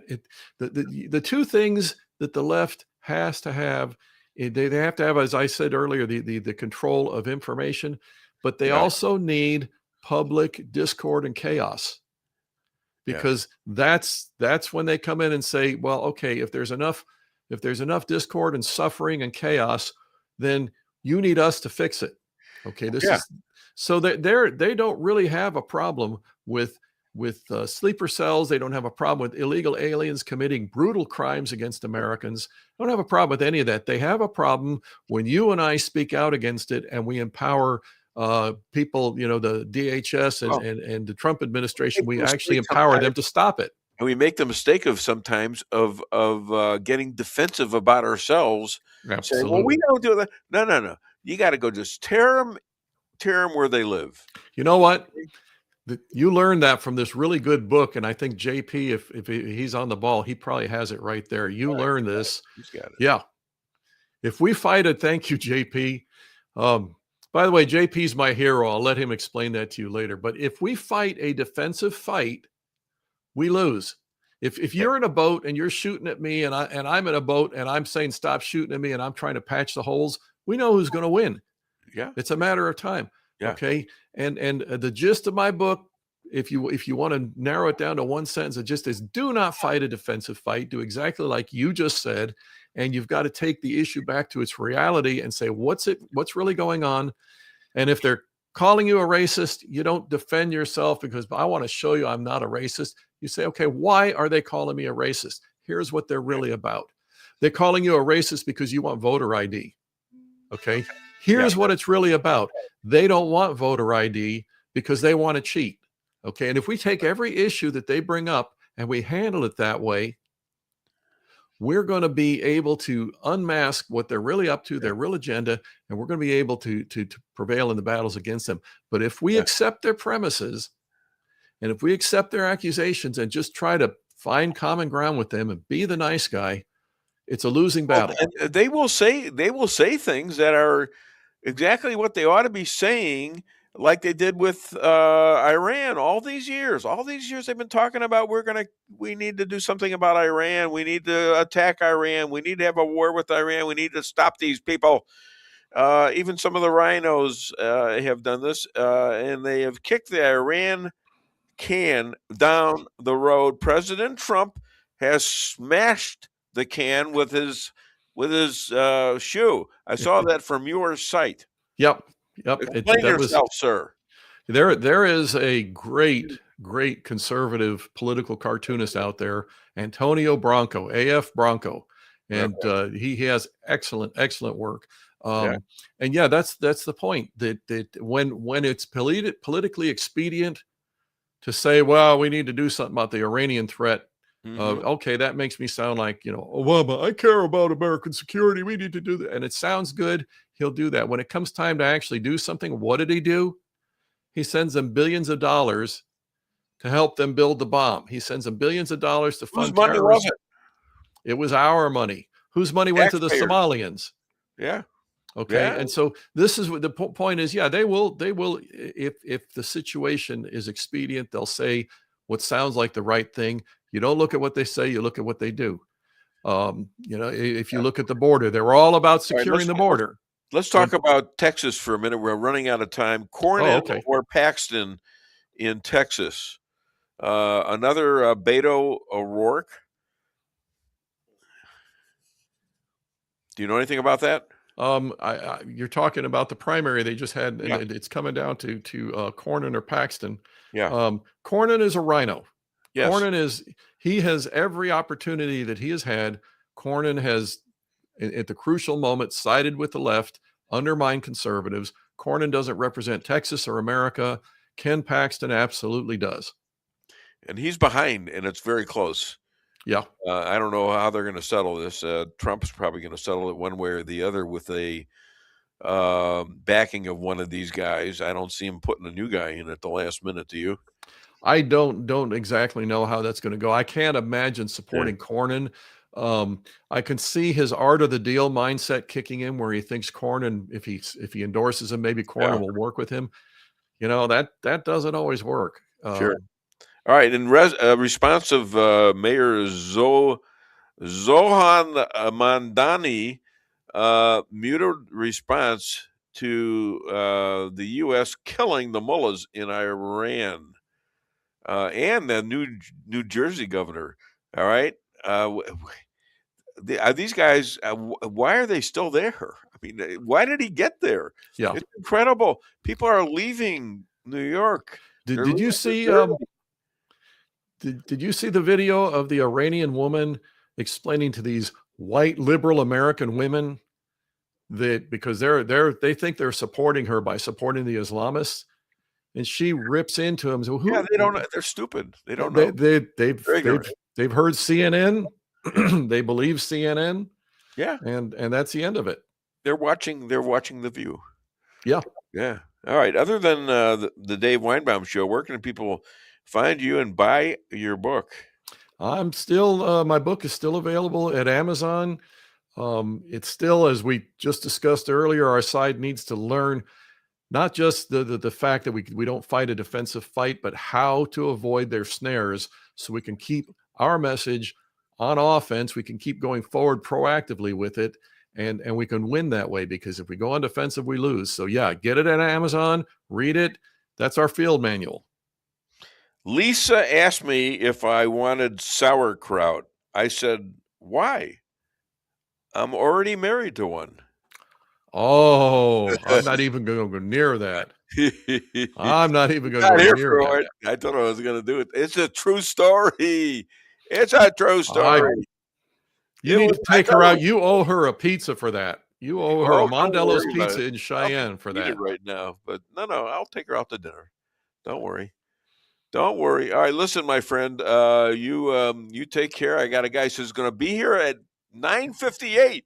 We're going to see that, because I'm going to be ready for him now. You have a great weekend. Say hello to your wife, and just keep fighting. Keep the fight going. Absolutely. Right? We're in this together. God bless. You guys take care. And thank you, JP. Thank you. Bye-bye. Okay. Do we got a clip or something before Bill gets in? Because he's... Well, we have the comments, too. We haven't even... Oh, let's... comments. Yes. What the hell's the matter with you? Okay. Patricia Odin Maxwell, sounding good, looking good. Go team. Thank you. Beverly Whitworth, a friend of Rick Henderson's. Good morning. Good morning to you, Bev. Roy Maddox, good morning from Oklahoma. Look at that blue healer there. Megan Johnson, good morning. I heard you had a pretty big meeting last night at the schools. Lisa Ann Weinbaum, good morning, Megan. Congratulations on your great achievement last night. They got rid of these books that were terrible for kids, or had to have they have to have parental willingness for some of these kids to read them. Patricia Odin Maxwell missed being at the PRC with you and Lisa, but was an important mission, and we had significant victory. God was with us. Thank you so much, Patricia Odin Maxwell. Missed you too last night, JJ. Always enjoy talking to you. There and at our rabbi meetings. Great job today as usual. Boy, you must have been really sucking it up or something somewhere. That was JJ. Oh, JJ. I'm sorry. Lisa Ann, my wife, why are we are thrilled with your success last night. Thank you for your persistence and dedication. That goes ditto for me. Joseph Dalton, good morning, crew.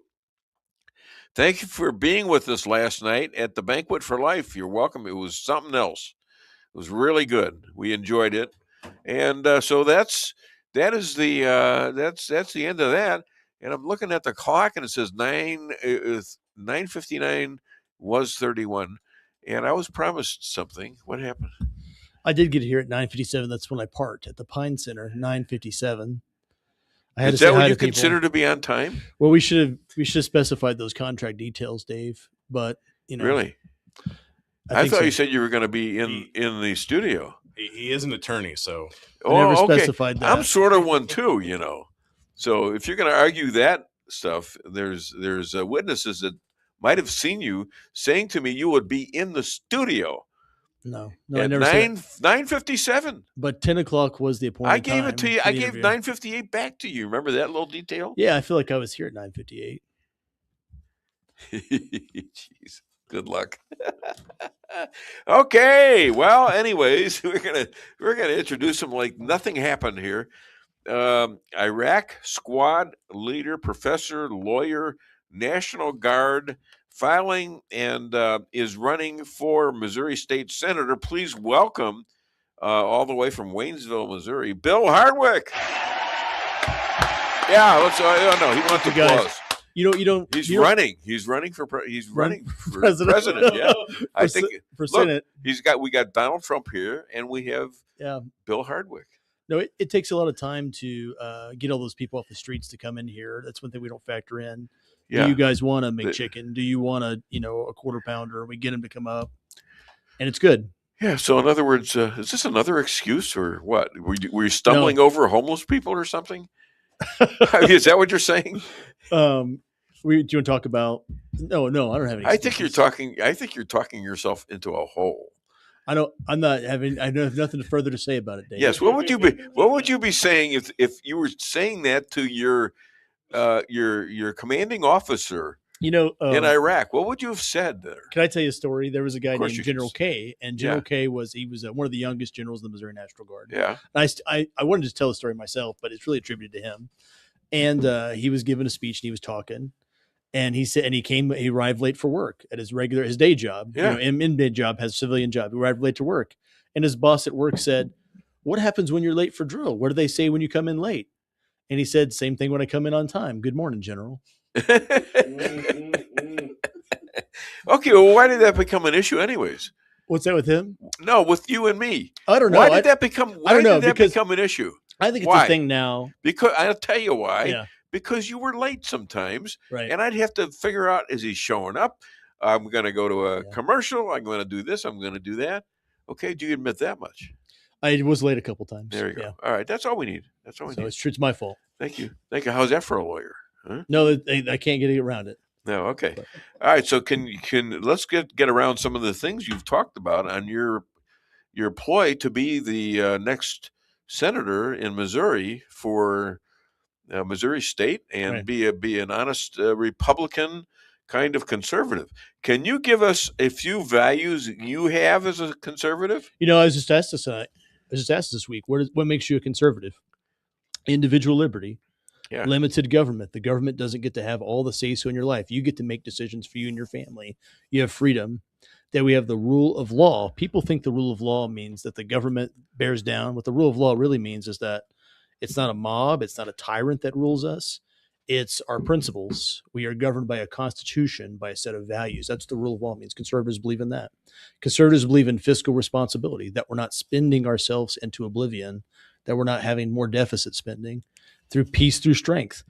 Conservatives believe, I believe, that a stronger America, an America that's strong in the world, is probably better for the world and better for our peace. And you don't get peace by being weak. You don't get peace by being running away. You get peace by confronting the real problems and by going into negotiating room strong. And then conservatives believe in human dignity, that your life matters, that life should be protected, that unborn children should be protected. Those are principles of conservatism. All right. So, and I just wrote this down: guts instead of giving up.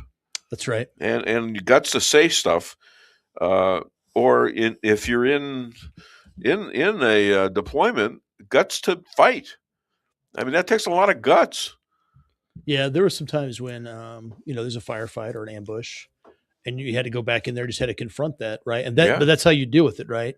If you whether you're in an ambush and you're getting shot at, so I guess I'll just say that if you're in an ambush and you're getting shot at, Yeah. the only response is to return fire. Yeah. Is to kill the enemy. Is to kill him before he gets you. That's right. Right. If you're Ronald Reagan in Reykjavik or Donald Trump in a board of peace, yeah, you don't walk in and say please and beg and may I. If No. you're trying to pass a bill in the legislature, And you don't say please and may I. You project strength. What country is not cognizant in this whole world?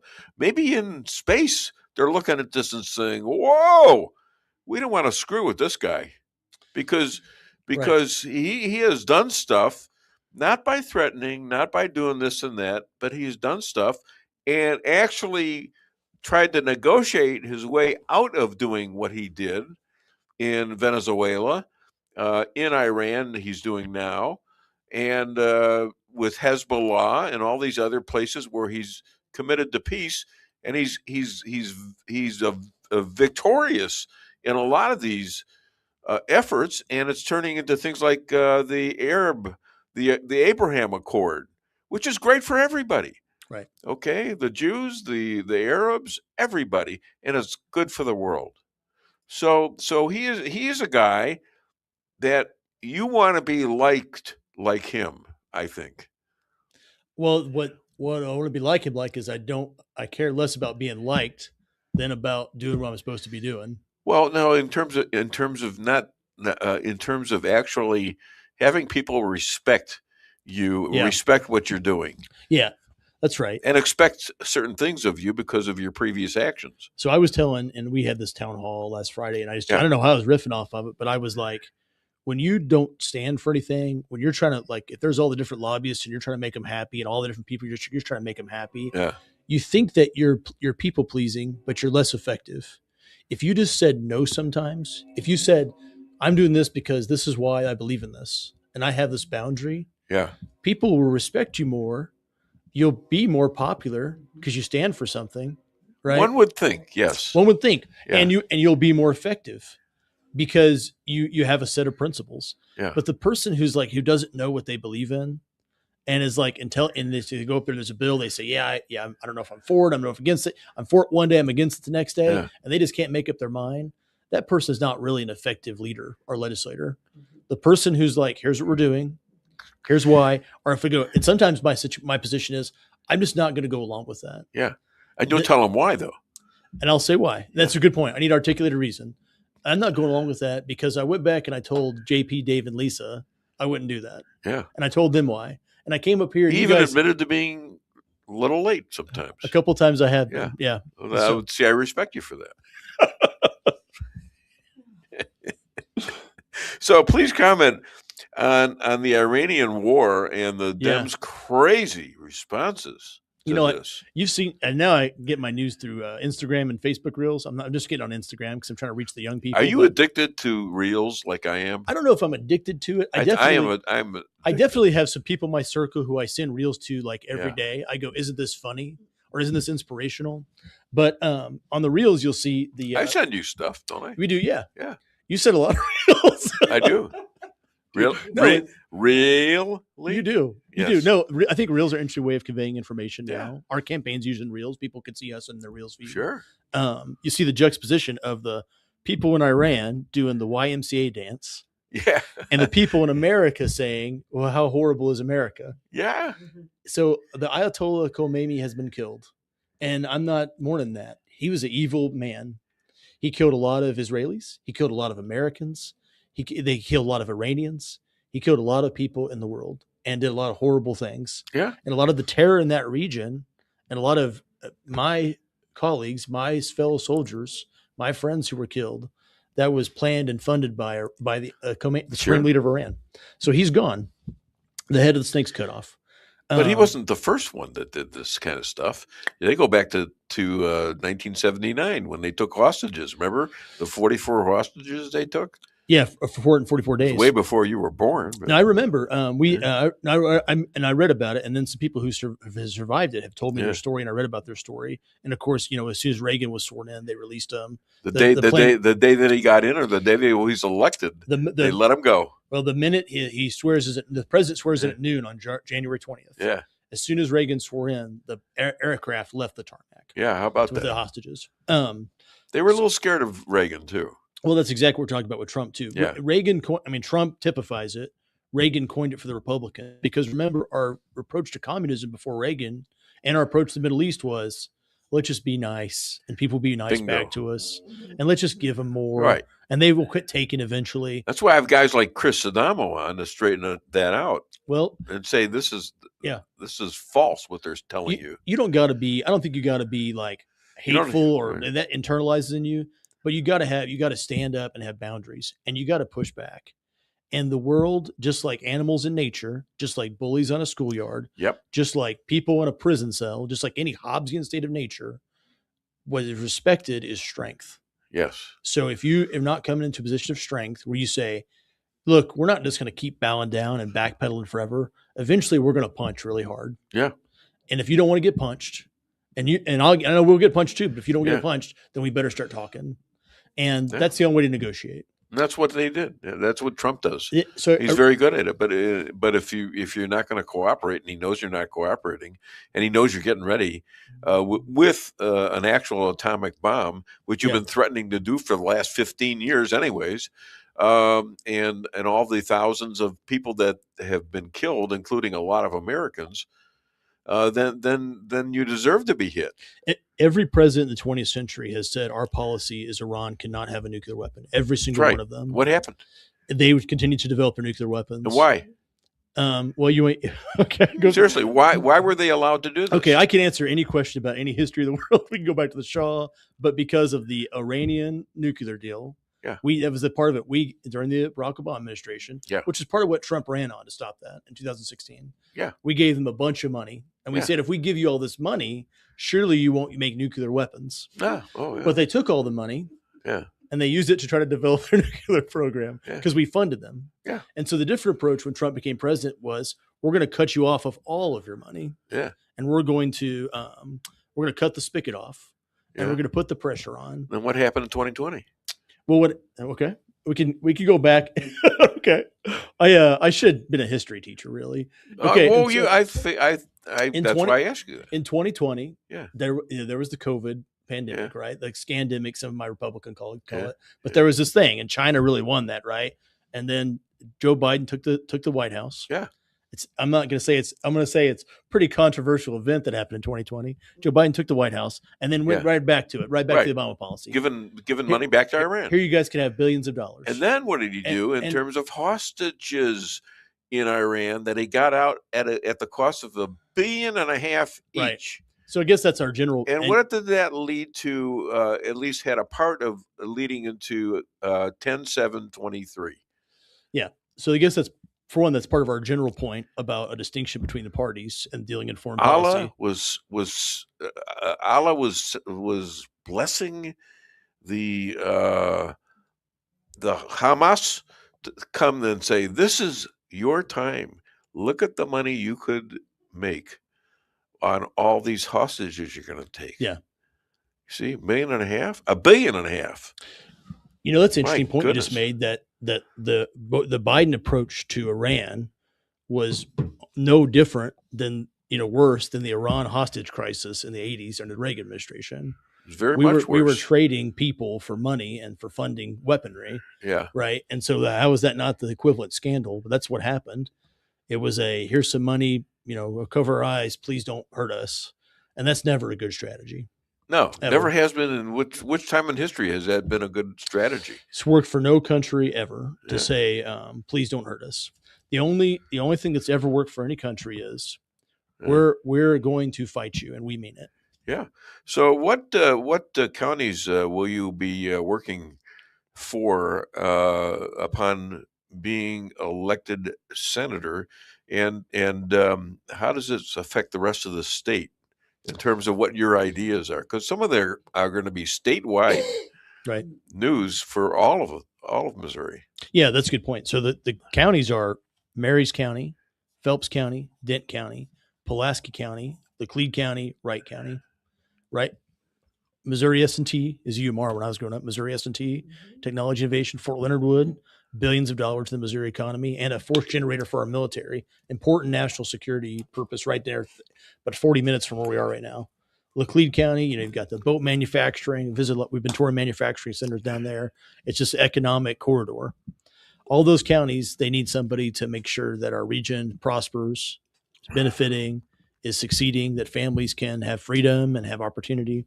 But then you're right, too. A senator, there's only 34 of them in the Senate, in the whole state, 34 of them. 34 senators? 34 senators divided by over 6 million Missourians. They all represent about 180,000 people.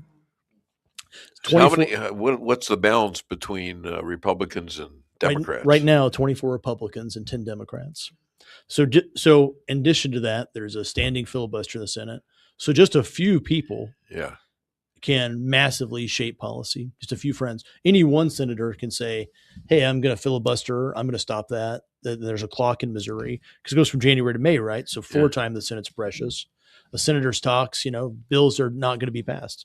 So any senator can affect policy. A few senators could put 10,000 to flight, as they say, right? So if who you have as a senator matters for the entire state's policy, for the whole budget, for what happens in Kansas City, St. Louis, for what happens in It Raleigh, sounds ridiculous to me. That you could just stop we have this same problem in the national government, and it sounds ridiculous that a couple of people can stop all the legislation, all the bills, and everything else that we're watching that in the national deal where the Democrats' strategy is to make things bad for everybody by not letting certain bills pass that have already passed by vote. Yeah, good. I'll give you a couple contours to that idea. Okay. One is that as a principle, I believe in the filibuster. You see the movie Mr. Smith Goes to Washington. Yes, I did. I've seen it where recently. Jimmy Stewart goes. Basically, he's like, the rest of you guys are trying to screw over my state. Yeah. And I'm not going to let it happen. And it's corrupt. And I'm going to stand here and talk so everybody knows about it. I believe in that. Right. In both in the U.S. Senate and the Missouri Senate. In the U.S. Senate, they call it cloture. In the Missouri Senate, there's a rule called previous question. A majority of senators can vote to end debate even if there's a filibuster. And the Republicans have done that for a series of things in the last 12 months, which is abortion, good. which is unpaid or paid sick leave, undid that, redistricting the congressional districts, and initiative petition reform. So about 4 times in the last year, the Republicans have done that.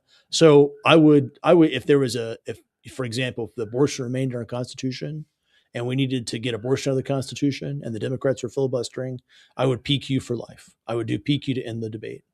But if we're PQ? Move the previous question to end the filibuster. Okay. So there are times in which I think you should end the filibuster. Yeah. But as a general matter, if there's a lot of things, there are so many bills that are bad. Yeah. That are affecting people's lives. That are, there's the bill that everybody had to get fingerprinted. Everybody in the state had to get fingerprinted. All your kids' data went into this database and they could sell it. All kind of stuff like that. Well, I would have given biometric data. I would have given them a finger. Would you? Yeah, I'd give them a finger. There's just a lot of bad stuff, and it's in a bill that may be 100, 200 pages long. Yeah, and a bunch of people put stuff in it, and so somebody should just say, let's just pump the brakes for a minute. Let's talk about what's in this. Let's read it. And you should also have somebody to say, hey, if my area is not being represented or you're taking away the freedom from people, you're taking their rights away, this is bad for our state, then I think I should be able to stand up and stop that. And that's what I want to do. But I also think it's okay too, because well, it sounds like you have bigger ambitions than just being a senator. Not that that's not a big deal, but you might have maybe national considerations going on too. And I definitely don't want to run for U.S. Congress. I'm not just saying that because everybody says that and they run for Congress. You know what? Sometimes you let your talent off of that the hand that's holding it down, and you let it go a little bit, and you can end up replacing people like Noam, like that senator did in Oklahoma. Yeah, I guess he's an MMA fighter too. He's like me. He's a martial artist. His wife's a martial artist. Yeah, he seems pretty cool. And he served in the service, armed service. I think. I'm not saying will never live in DC. U.S. Congress is not my thing though, but I like Missouri. This is my home. This is my area. Right. I want this area It's to not be like prosperous. you would have to drop Missouri from your notion that what should be done, because if you went up through Congress, you'd be representing Missouri, and then as you get better and better, and maybe get other offices or a job up there doing what like DHS does and things like that, maybe you'd be having to do with the whole country, maybe the world. That's true if you're in DC, but I think you can have. See, I'm trying to elevate you, not just. And I'm not saying this because you have to focus on what you're doing now.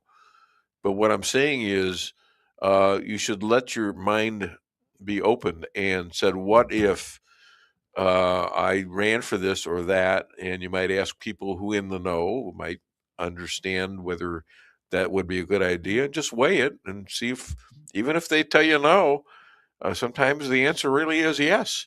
We heard that enough last night, right? Right. At the Banquet for Life, yeah. Yeah, right. Yeah, thanks for inviting me to that too. Sure, it's my pleasure. Thank you for sitting next to me. It was really inspiring. Yeah. And we can talk about that too if you want to. Well, sure. Yeah, talk about that, because what is the was there a change in abortion law here in Missouri? Right now, Missouri has the most permissive abortion law, not just in the country, but in the world. How the hell did that happen? In 2024, the Missourians narrowly voted in Amendment 3. Amendment 3, it says viability, but the language is so vague that what happened is a judge, and this is true, a judge in Kansas City struck down every abortion because it was Divide Amendment 3, the new constitutional provision, struck down every abortion restriction in the state. That you have to have a doctor, that there's safety requirements, that these limitations, these safety regulations, all that was struck down. So we have a really intolerable situation. I don't think abortion should be in the Constitution at all, personally. But the new Amendment 3, and so there's some conservatives who say, because there's exceptions in it the first few weeks, they say we don't want that. But I look at it and say, okay, I want to save as many babies as I can. Yeah. And the legislature can come in and enact new regulations that we could end abortion. And I believe in that. And I believe in the health of the mother, protecting the health of the mother for sure. The women should be protected. But I also want to make the point, we say protect the health of the mother. Of whom is she the mother? Why do we call her the mother if there's not another human life there? We should protect that life too. Exactly. Yeah, can I make another point about that too? I've been thinking. Please. So I go around everywhere. And because during Amendment 3, when abortion was trying to be put in the Constitution, we did a lot of town halls and talks about it. And now I'm starting to say, hey, let's be a pro-life state again. I talk about it a lot. And everywhere I go, I say something like, everybody, the baby's life matters and your life matters. All of our lives matter. And I think every time I say that, I think about another aspect of that. I think about veterans who are, you may be struggling with PTSD, and they're like, oh man, my life is so messed up. I don't have a life anymore. Right. And I'm talking to them too. They don't take your own life. Your life is valuable. Yeah. Like live your life.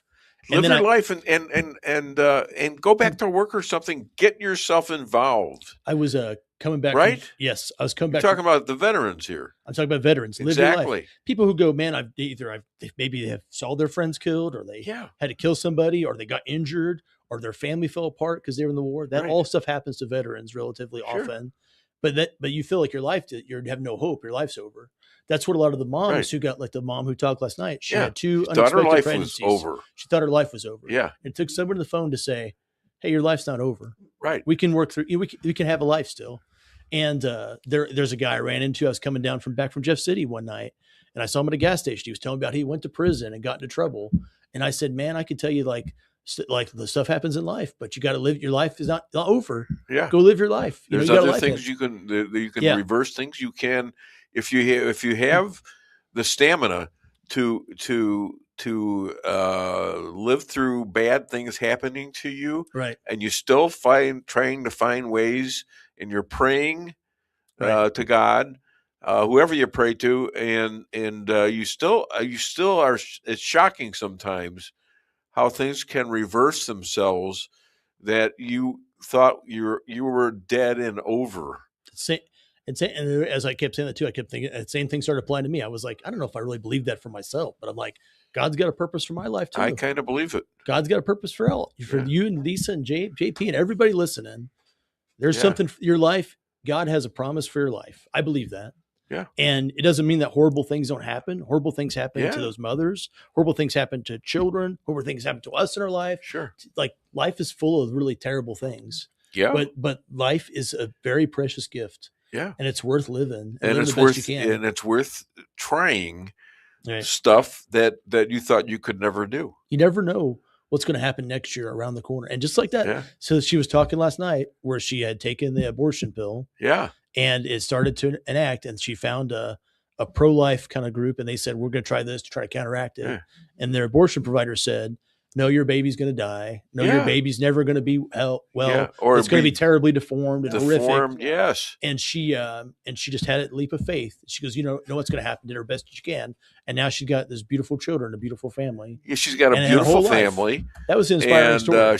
She's a very, very smart woman who had a lot of difficulties in figuring out what she should do in tough situations.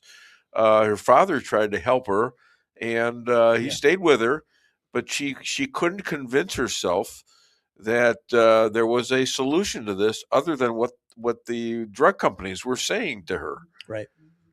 So, and finally, she came upon an organization sort of like the Pregnancy Resource Center here in Raleigh, which, by the way, is the best in the world, in case you don't know that. And that's who we were supporting last night. And JP was there, and my wife Lisa was there. And this is good because he's out there trying to save babies in his job as well. Right. That's right. So it's good. All right. So my wife started getting on the drive home, started getting emotional because from the speech that Rebecca gave. Yeah. Because my wife's her second child that she was pregnant with, at the time she was told there was a complication. She had 2% chance of living. And if she did live, she'd be a vegetable, have no quality of life. And they were actually going to send her because it was illegal to have abortions here in Missouri at the time. This was several years ago because this child is now 19 years old. And they were going to send her to North Carolina. And she started recalling all the conversations and how they didn't really ask her, well, what do you want? It was all about, well, this child's going to be such an inconvenience. It's better for your life that she's not even here. And she's like, they weren't even taking into account my child's life. And Exactly. she decided no. And like I said, Good. My stepdaughter's now 19 years old, getting ready to graduate high school. She would never have that opportunity. 2% chance I gave her. Yeah. It's just inspiring to me. Yeah. It's inspiring, but it also is educational. And that you gotta be careful about what people tell you who are allegedly experts, especially around COVID shots and things like that. And you need to do your own research on a lot of stuff and say, wait a minute, I think this is wrong. And you got to say it, force them to answer if they can. And if they can't, then you got them. And you're doing the wrong thing by listening to what they're saying and doing it to yourself. What will you do to protect our churches and synagogues from invasions by haters? Okay. Well, for one, I'd filibuster bills that take rights from churches and synagogues. I'd get on the floor and say no. But so you're a church, private property. Yeah. Okay. Right. You've got a right to exclude whoever you want for that private property. So if Don Lemon comes onto your church and starts causing a scene, the pastor, the owner, whoever the church can say, can get out of here. And all the way back to the civil rights era with Eisenhower and Kennedy, there was use for the government to protect the churches from being attacked. And that's the way it is now. Our sacred rights, I've been talking about this. I've been talking before about the Second Amendment, the Fourth Amendment, rights of due process, the 10th Amendment. Number one, you can express yourself. You can express your religious beliefs. You can criticize the government. You could pray to God. You could worship God. You could speak about God. You could say what I think is right or wrong under what I read the Bible or not. It's up to you. You have freedom. And so Jefferson said, government is instituted among men, and to secure these rights, government is instituted among men. The purpose of government is to protect that freedom for you to worship God according to your conscience or not. Or it's up to you. The point is you're free. So if the haters or protesters are going into a church, that church should be able to say, get out of here, and call the police and have them taken out of there. Yeah, the problem is the police don't show up. Well, how's that in Minnesota? Well, not in Minnesota. I'm running from Missouri, so I can tell you how Missouri is going to function. Well, okay. We're going to support the police and let the police. You get some. You got two liberal cities here. You got Kansas City, and you got St. Louis, and they're liable to outlaw the police from going into these churches and stopping them from being attacked. So the police need to be able to be empowered to, if somebody's committing a crime, to arrest them. We need prosecutors who will prosecute them, just like we're talking about. It doesn't mean anything if it doesn't mean anything, and that needs to happen. The prosecutors and police have to follow the constitutional law, and the pastor needs to be able to say, "This is private property. Get out of here," and the police need to be able to come arrest them, and that's part of their First Amendment right. And their right of private property rights. Sure. You have a right to express yourself. And just like this is your private property here, you could say, Bill, get out of here. Right? I'm going to say that in about a couple minutes. So well, I'm not going to leave on my own free will, Dave. But you can do that, right? You can hang out. I don't care. No, I can't. I got another lawyer coming on. I can't. I got so many more stops today. I realize that. I got Mark McCluskey coming on. You and McCluskey, oh my goodness. I have more tidbits of wisdom to spread around this district. I know. Okay, all right. So you're a traveling politician. I know you're doing hard work. I'm trying to figure out what since he's going to be on, and there he is too, by the way. Well, let me just I got to end this, I guess, because you're busy anyway. So what the hell? Other than Dave Weinbaum's show, where can people find and contribute? We got a cool website, BillHardwick.com. Check it out. We've got videos of us giving speeches. We got a platform on there. We got a way you can reach out and connect with us and get involved in the campaign. Go to BillHardwick.com. What do you call a war in northern China? What do you call it? A Mongolian beef. Okay, I'm just gonna go. See you later. Thank you. Bye. Take it easy. He'll be using it all day long. He said, "This war is like it's like a Mongolian beef in China." Oh my God! Next, I feel like a barber here. A barber for lawyers. Can you hear me? I can hear you. Oh, you can. Look at him. He looks grouchy already. I am grouchy already. Well, good. You ought to be.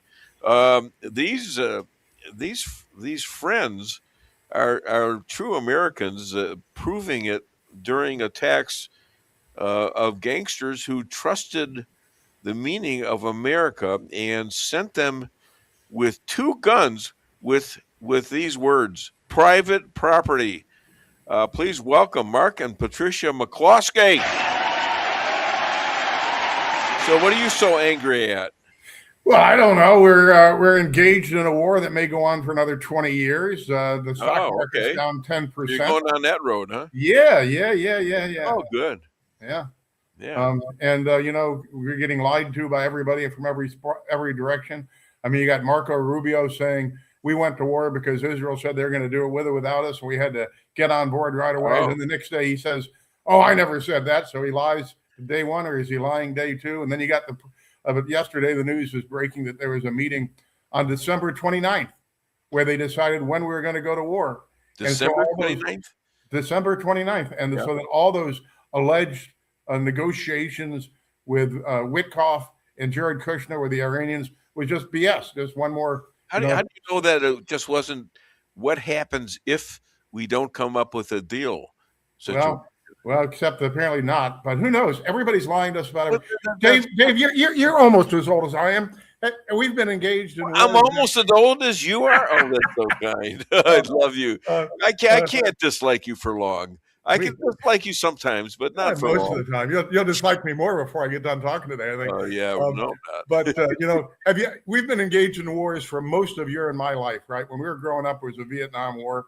Yes. Well, for your case, the Civil War, and then World War I and World War II, and Korea and Vietnam War, and then all the wars in the Middle East. And this is the first war I can remember where there is absolutely no independent access to information. The Israelis have total censorship. The Iranians have turned off their internet, and so we have total Iranian censorship. Everything that the United States government says we're accomplishing, the rest of the world says is BS. Everything the rest of the world says Iran's accomplishing, Israel and the United States says is BS. No one is actually getting any. And then you get these bloodthirsty savages on Fox television smiling and laughing as they watch things get blown up without anybody ever mentioning, hey, those are human beings getting blown up. These are people who are young men, the 18, 19-year-old kids getting blown to pieces by the government. For what? I mean, we have been engaged in the process of killing Muslims on behalf of Israel since 2000. Is this a Republican Party problem, or is this a major problem always in the history of wars? No, it's forever. I've never seen anything like this. But I can tell you this: I had a bid done on some roofing repairs here at my office yesterday. Yes, and my contractor said, that we have to sign something saying that we won't boycott Israel in order to get a contract with the government. Really? And I said, well, my cousin came to see you, right? Yeah. So here's this is what it says. This is required to be in every contract you enter into with any governmental entity in the state of Missouri. Pursuant to Section 34.600 of the revised statutes of Missouri, St. Charles County shall not enter into a contract or acquire or dispose of services, supplies, information, technology, or construction unless the contract includes a written certification that the company is not currently engaged in and shall not, for the duration of the contract, engage in a boycott of goods or services from the state of Israel. Companies doing business with Israel or authorized by, licensed by, or organized under the laws of the state of Israel, or persons or entities doing business for the state of Israel. That's the statute. I pulled the statute this morning. There's a Missouri statute. Pretty smart deal. Who the hell voted for that? Well, it was sponsored by Bob Onder, who's now a United States congressman from the 3rd District.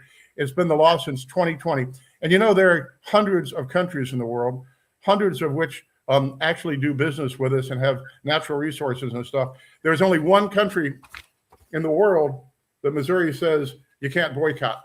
You wonder if we're really just a vassal state controlled by Israel. And when I saw that in Missouri, well, somebody had to vote for this bill. I'm sorry.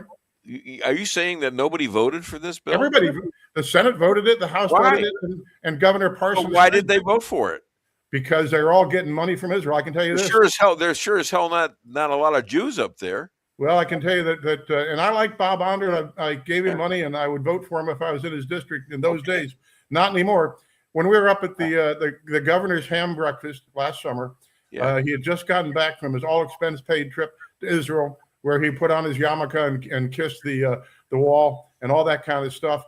Every single congressman gets a tax. It gets a free trip to Israel and has to show their servitude to the state of Israel. And it is making. Where is that stated? I'm sorry. Where is that stated? You said they have to give their or they don't get their trip. Yeah, or they don't get their what happens if they say we're not going to give you the money, but they're in Israel? Well, then did they throw them in jail? Well, I'll tell you what they do. They tap your hotel room. They tap your phone. They go through your luggage. No, they're not doing that anyways. Well, for land of the free and home of the brave. But I can tell you this: the United States Senator from Montana, Tim Shee, that broke that Marines arm yesterday, he got $600,000 in AIPAC money. So if you tie this stuff down, and by the way, no one disputes the fact that this war we're in now, where Americans are getting killed and thousands of other people are getting killed, was Bibi Netanyahu's You're saying that America has a lot more dead military than they're saying right now. Is that correct? Well, nobody knows, but I can tell you this: it'd be very difficult to not. And I got to tell you, I've always been a very patriotic American, and I've always supported our government. I believe but that. You know that ship that we sunk with a missile with a torpedo from a submarine. That was part of a parade that was sponsored by India. That ship was invited by India as well as United States ships. The sailors from all these different companies paraded together on shore. And then as this parade was ending, the United States pulled out of that, turned around, and sank with all hands on deck the Iranian ship that they had just paraded with, and then refused to rescue the sailors, let them all drown. I mean, Did they admit this it is was just a mistake, or was it intentional? no. It was, and they boasted about it. It was all over the You've news. seen about it. what I've seen it. Yeah. Yeah. I mean, this is the most vile, vicious, nasty, demonic thing that you can possibly imagine. Hey, come play with us, and then we'll kill you. Okay, come play with us. We'll invite you to a parade, and then we will murder you. I mean, this is my country. Do you have proof? I'm Do you sorry. have proof of that? Well, is there proof of anything these days?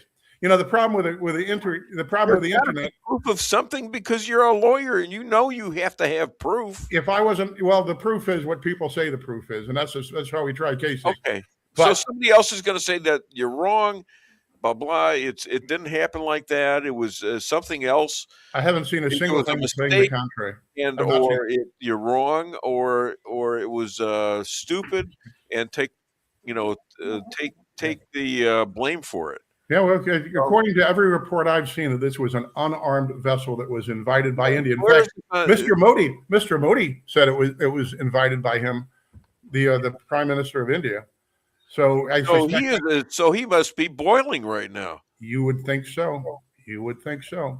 Has he made a statement? He was last week. Last week he was in the Knesset touting Indian-Israeli relationship and their long-standing relationship. So I am appalled by what we're doing right now. I'm appalled. I would never in my life have thought I would say such a thing. But I think that if you're thinking of joining the American military, don't do it. Just say no. We're no longer. There's a lot of wars you can say that about. You can say it from. You can say that from a lot of it. There was a lot of stupid mistakes made in World War II for sure. There was tons of problems with Vietnam, with Libya, with Iraq. With this, I know there's going to be some problems with it. Well, except the biggest problem is there's no reason why we should be. Every politician for the last since 1979 have said we need to go to Iran and stop them, as Democrats and Republicans alike. Yeah. And they kicked the can down the road. Now Trump is doing it. Yeah, well, no, Benjamin Netanyahu is doing it. Come on. They represent 0.2% of the entire world's population, 2% of America, and you think we're all that smart that we can do that? What is that? This is a Missouri statute that says Israel gets treated different than everybody else in the world, and that, my friend, is the truth. And that, my friend, is why we're having people dying. I mean, look at Iraq. You mentioned Iraq. Benjamin Netanyahu's this. What do we get from Israel? Israel is a tiny country with 9 million people, no natural resources. How is Israel so? If they're so demonic and they're getting killed by 19 or so incidents over since World War II ended, and during World War II, if they're so smart, how come they're not all dead? And close to being eliminated altogether. 25 years ago, I pointed this out on the map. Look where Afghanistan is. We were sent in to destroy the Afghanis. Look where Iraq is. We were sent in to destroy the Iraqis on complete lies. Hey, I always like to mention this. Why did we go to war in Afghanistan? Why? Yeah. It's a good question. I don't know, because the Russians couldn't handle it. Yeah, I can tell you why. I don't know. Why did we? Because the government gave under George W. Bush, the village idiot, he issued an edict that if the Afghanis didn't cough up Osama bin Laden within 2 weeks, we would destroy them. We gave them their 2 weeks. We destroyed their government overnight, turned it into a chaos that still exists. Now the Taliban's right back in charge like it was before the war. But you know what? We had absolute control of that country for 20 years. Did we find Osama? Did we find Osama bin Laden? The government of Iraq, we had to go in Pakistan, didn't they? Which is one of our allies, right? Yeah. And so we murder an entire government. Not sure how much of an ally they were. We set their country into chaos, which it still is today, on the pretext that they wouldn't cough up Osama bin Laden in 2 weeks. We had 10 years. when we controlled that country, and we couldn't cough up Osama bin Laden. In fact, he's hiding it in a neighboring U.S. ally state, right? But let's go back. So then we destroy Afghanistan, and then we go in on complete lies that they have weapons of mass destruction, kill Saddam Hussein, hang him like from a kangaroo court, a lynching, destroy the country, plunge it into civil war. 20 years later, what? Now we have the terrorists that we were fighting as the official government in Iraq. As same thing in Syria, right? Years and years and years. I was as long ago as when I was in college, and the Assad family were the dictators of Syria, and the Russians were their supporters. Were saying every day, we got to get rid of Assad. We got to get rid of Assad. So now we got rid of Assad. So now we got Syria controlled by ISIS. We've got the Taliban in control of Afghanistan. We've got still nothing but chaos in Iraq. What sits between those countries? This thing called Iran. And when the Israelis get done destroying Iran, what did General Wesley Clark say? He wanted 7 wars in 5 years. That 7th war is now Iran. When we get done destroying the government of Iran and plunge it into chaos like we did with Afghanistan and Syria and Iraq, what are we going to have left? Only Israel and their 300 nuclear weapons. Hey, I got one for you. I'm on a tear this morning. Yeah, you are. Do you remember back participating in this somewhere? Yeah. Do you remember back in 2008, Jimmy Carter went to the Middle East on a solo campaign of peace? Yeah, yeah. And the American liberal press was touting him as a genius, an angel of peace, and what a great job he was doing. I don't remember how they handle it. Well, then he says in a press conference that Israel has 115 nuclear weapons. The exact same press that was lauding him the day before said, "Oh, Jimmy Carter's senile. He has no idea what he's talking about," because we weren't allowed up to that moment to even admit that the Israelis have nuclear weapons. How about that? Country gets the Holocaust, where at least about 5-6 million of them were murdered by the Nazis. This country didn't do anything about it. This country didn't do crap about it. He could. Delano Roosevelt, he made sure that the trains that were taking Jews to the gulags to be burned in gas chambers, he made sure that they were never bombed. Okay, so give me a break here when you're crying about how powerful Israel is, and all the Jews that were in all these Arab countries surrounding Israel, in Africa, everywhere they were. Once they got their country back, and it was their country because it was given to them by God Himself. When this happened, they kicked all the Jews out of there, kicked them all out, burned the synagogues, and what did they do? They sent another 1 million or so Jews where? To Israel. Okay, you tell me how that is. You tell me about all the Christian problems. I'm telling you about the Jewish problems. And yet, we're still there. We're still alive. And we're fighting like crazy to stay alive everywhere we are.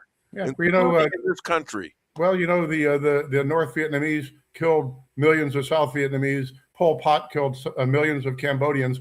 We don't allow them to have nuclear weapons to defend themselves. We don't want Iran to have a nuclear weapon to defend itself. Why would it be that just like in Missouri, only Israel gets special protection from the government? United States, Israel is the only government in the Middle East who gets special protection. Does the United States have nuclear weapons? It does, and we used to have. What other countries have it? North Korea, do they have nuclear weapons? They claim they Japan, do. Do they have nuclear weapons? I doubt they do. Japan, no. How about Russia? They got any? France does. France does. Yeah, there you go. Hey, you know how you could stop the war in the Middle East immediately? I could stop it by tomorrow. You know how? How? You stop it by tomorrow, yes. By pledging to Iran and all the Gulf states that we will defend them against Israel. If we swore to defend those Gulf states, those Muslim states, against Israeli attacks, they would be on our. I'm sorry. Who protected Israel on October the 7th, 2023? It wasn't Israel, I can tell you that. Oh, what's that? You know, you and I talked about that at the time. Yes, I know. In the most heavily secured country in the world, Ridiculous. with the greatest surveillance, Absolutely ridiculous. If the government wasn't if the government of Israel wasn't complicit in that, they were at least criminally negligent in it and allowed They it were to happen. criminally negligent in it, in my belief, and Bibi Netanyahu's admitted that they caught us. Yeah, and the history of that is turning over Gaza to the Hezbollah, not Hezbollah, but to the other outfit. I can't remember it offhand, but he gave them Gaza. That was not it was part of Israel. All right. By the way, they dragged all the bodies out of the cemeteries, and they almost had a civil war because of that. They dragged every Jew out of there. What did they do in Gaza? What did Hamas do? They started digging their damn tunnels. Now, what to you don't you understand about from the river to the sea? What does that mean to you? What did it mean to David Ben-Gurion? He said exactly that. David Ben-Gurion said exactly that with regard to the Palestinians, that he would drive them into the sea. And Ben-Gurion said, we're talking genocide here. So that was, it's been a battle between those two entities from the beginning of time. But let them fight it out. Why is it the United States? Let them fight it out. I'll tell you what. They're not just going after Jews. They're going after Catholics. They're going after Christians. Okay, this is where Muhammad comes in at 622, 622 years after Christ, and he's telling people that he's God, and if you don't believe it, we're going to kill you, and then you're going to go get your 72 virgins. That's where it comes from. Okay. Yeah. And I have no problem with Israel defending itself, but do it by itself. We should not be involved in that. And no, they can't do it by themselves. They can't. What do we gain from Israel? Huh? What do we gain from defending Israel and attacking other people on behalf of Israel? What you get, if there's any legitimacy at all to this war, and I think there probably is, you disagree, is that you get a hell of a friend in there who's going to go along with the Abraham Accords, who's going to try to set the situation straight, and who's going to, they're going to protect their asses like you never saw, because we're not going to let it happen again. Never again means something. Well, who's the we in that context? Bully us around. Who is the we? Who is the we that you talk about? We, Jews. We're not going to let people. Aren't you an American citizen? Yeah. Wouldn't you put America ahead of Jews? Would I put? If they came after me, I'd go to Israel. Okay. Well, why don't you go then? Let America take care of itself. Because I'm a Jew. I'm sorry. You always distinguish yourself as a Jew from being an American citizen. I say everybody has a right to have their religion. Everybody has a right to believe whatever they want to. But if you're living in this country, you should put America's interests first, and you can't have dual. That's what I'm doing. Affinity. And you're claiming I'm not doing that. I think it's in America's interest, because they weren't just threatening Israel. They were threatening us with nuclear weapons for 15 years. Okay. Now, Benjamin Netanyahu. Well, they didn't mean it, or they were lying, or whatever. That's Iran talking to the United States of America, of which I am a citizen, and so are you. Yeah. So, Benjamin Netanyahu has been saying since 1996, 30 years ago, that Iran was having nuclear weapons. However, there was a briefing of the state of the House and Senate people 2 days ago with the Secretary of State, the Secretary of Defense, and the Chairman of the Joint Chiefs of Staff. And when the congressmen came out of that meeting, for example, one of them is Seth Magaziner from Rhode Island. He said the one thing that I can't say everything that we were told in there, but I can tell you two things. One is the government admitted that there was no imminent attack from Iran on the United States. And the other was that they have absolutely no plan on what to do with Iran after the war is over. So no imminent attack from Iran. The government admits that. Second, when we kill everybody that we need to kill there, we'll walk away and we'll be just like Afghanistan and Syria and Iraq. All we want to do is right now we've been enemies, the United States, with a lot of these countries, Saudi Arabia, Yemen, to name a few, and Bahrain, and several others, and yet we have made the Abrahamic awards to these people, and it's worked. And that's why that war started, in my opinion, is because they were getting close to signing up Saudi Arabia, and your buddies in Hamas said, "What an amazing thing! What an opportunity!" And we have 53. We have 55 or whatever they were hostages, where we could get $1.6 billion for each one. Yeah. And that came directly from Joe Biden. And by the way, Iran. Don't label me with a friend of Hamas. I'm just saying Hamas isn't a threat to the United States. Hamas is only a threat to Israel. And so we go back to the question Hamas is representing a Muslim takeover of the world, and I think that's been happening since Glenn Beck has been talking about this for 15 years. Yeah, do you know Glenn Beck, by the way? Excuse me? Do you know Glenn Beck? I've met him. I don't know him. You ever listen to him? Sometimes. He makes sense. Sometimes. But you got Tucker Carlson out there. What's he saying to Jews? He's not saying anything to Jews, but he's saying he says if you're in Israel, he told this to Mike Huckabee, they should take a blood sample of Jews in Israel to find out if they're really Jews. That's what he said. Okay. And you agree with him, right? And he pointed why don't you if you can get rid of some of the whiskey in your body, why aren't you made to take a blood sample out of you and find out if you're really an American? Well, I've got a birth certificate that says that, but you know what the birth certificate on Benjamin Netanyahu's parents say? It says Poland, right?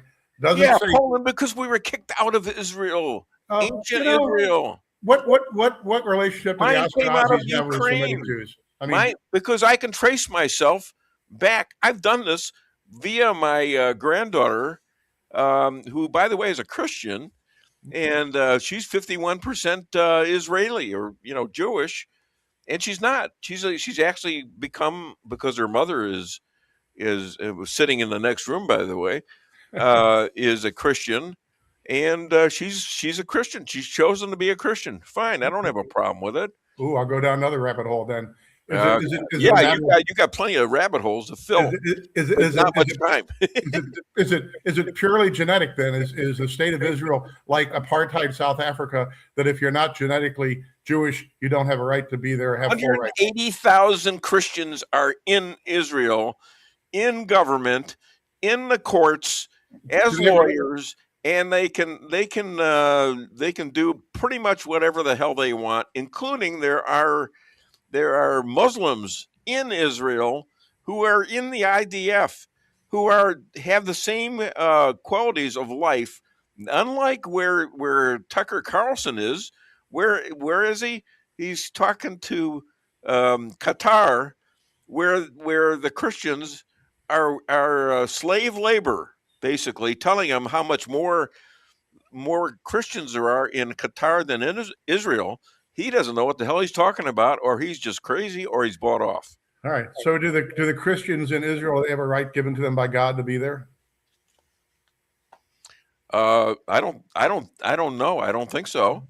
Well, I think fine. I think Israel has said, yes, we want you there. They don't say that they're not racist. Okay. So the only people that have a right to be a God-given right to be in Israel then are the people that are genetically Jewish? No. Okay. Then who did God give that right to? Well, he gave it to the Jews originally. Okay. If the Jews want to take on the other people, fine. But they are a Jewish state. The only indigenous state ever given to anybody by God. Are you disputing that? Well, I think a lot of different countries in the world would say, and in fact, the King of France said he was a direct descendant of God. The King of England said he has the divine right of kings because he's descended from God. You believe in the Bible? I do, and I believe it. Read the Bible, the Old Testament. Yeah. I would ask all your readers. I got to go real quick now. He's got. You know what? I got no time to talk anymore. This is great stuff, by the way. You know that. You know that, don't you? Yeah. This is all your listeners do two things today. Dave Weinbaum, be quick here. Other than Dave Weinbaum's show, where can people find your Sorry Took Us and hire you?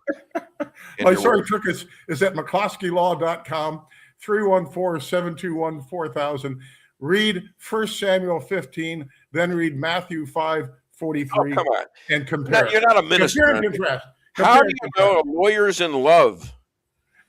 How's that? He's whispering sweet prenuptials to her ear. There you go. All right. See, I love this. This is great. I hope you like it too. I do. I'm sorry if I kicked your ass a little bit here and there, but I got to do this. Your ass is so bruised from me kicking it. Looks like a baboon. Oh my God, it's numb. All right, get off my show. I love you. Say hello to your wife. She was supposed to be on the show. I know, but she got one of us has to work for a living, and ain't me. Yes, for sure. All right, thanks. See ya. Take care. All right, ladies and gentlemen, we're 16 seconds, and I loved this show. I love to argue, as you can tell, and I don't take crap from anybody, and don't you either, okay? I'll see you next week with another edition of the Dave Weinbaum Show.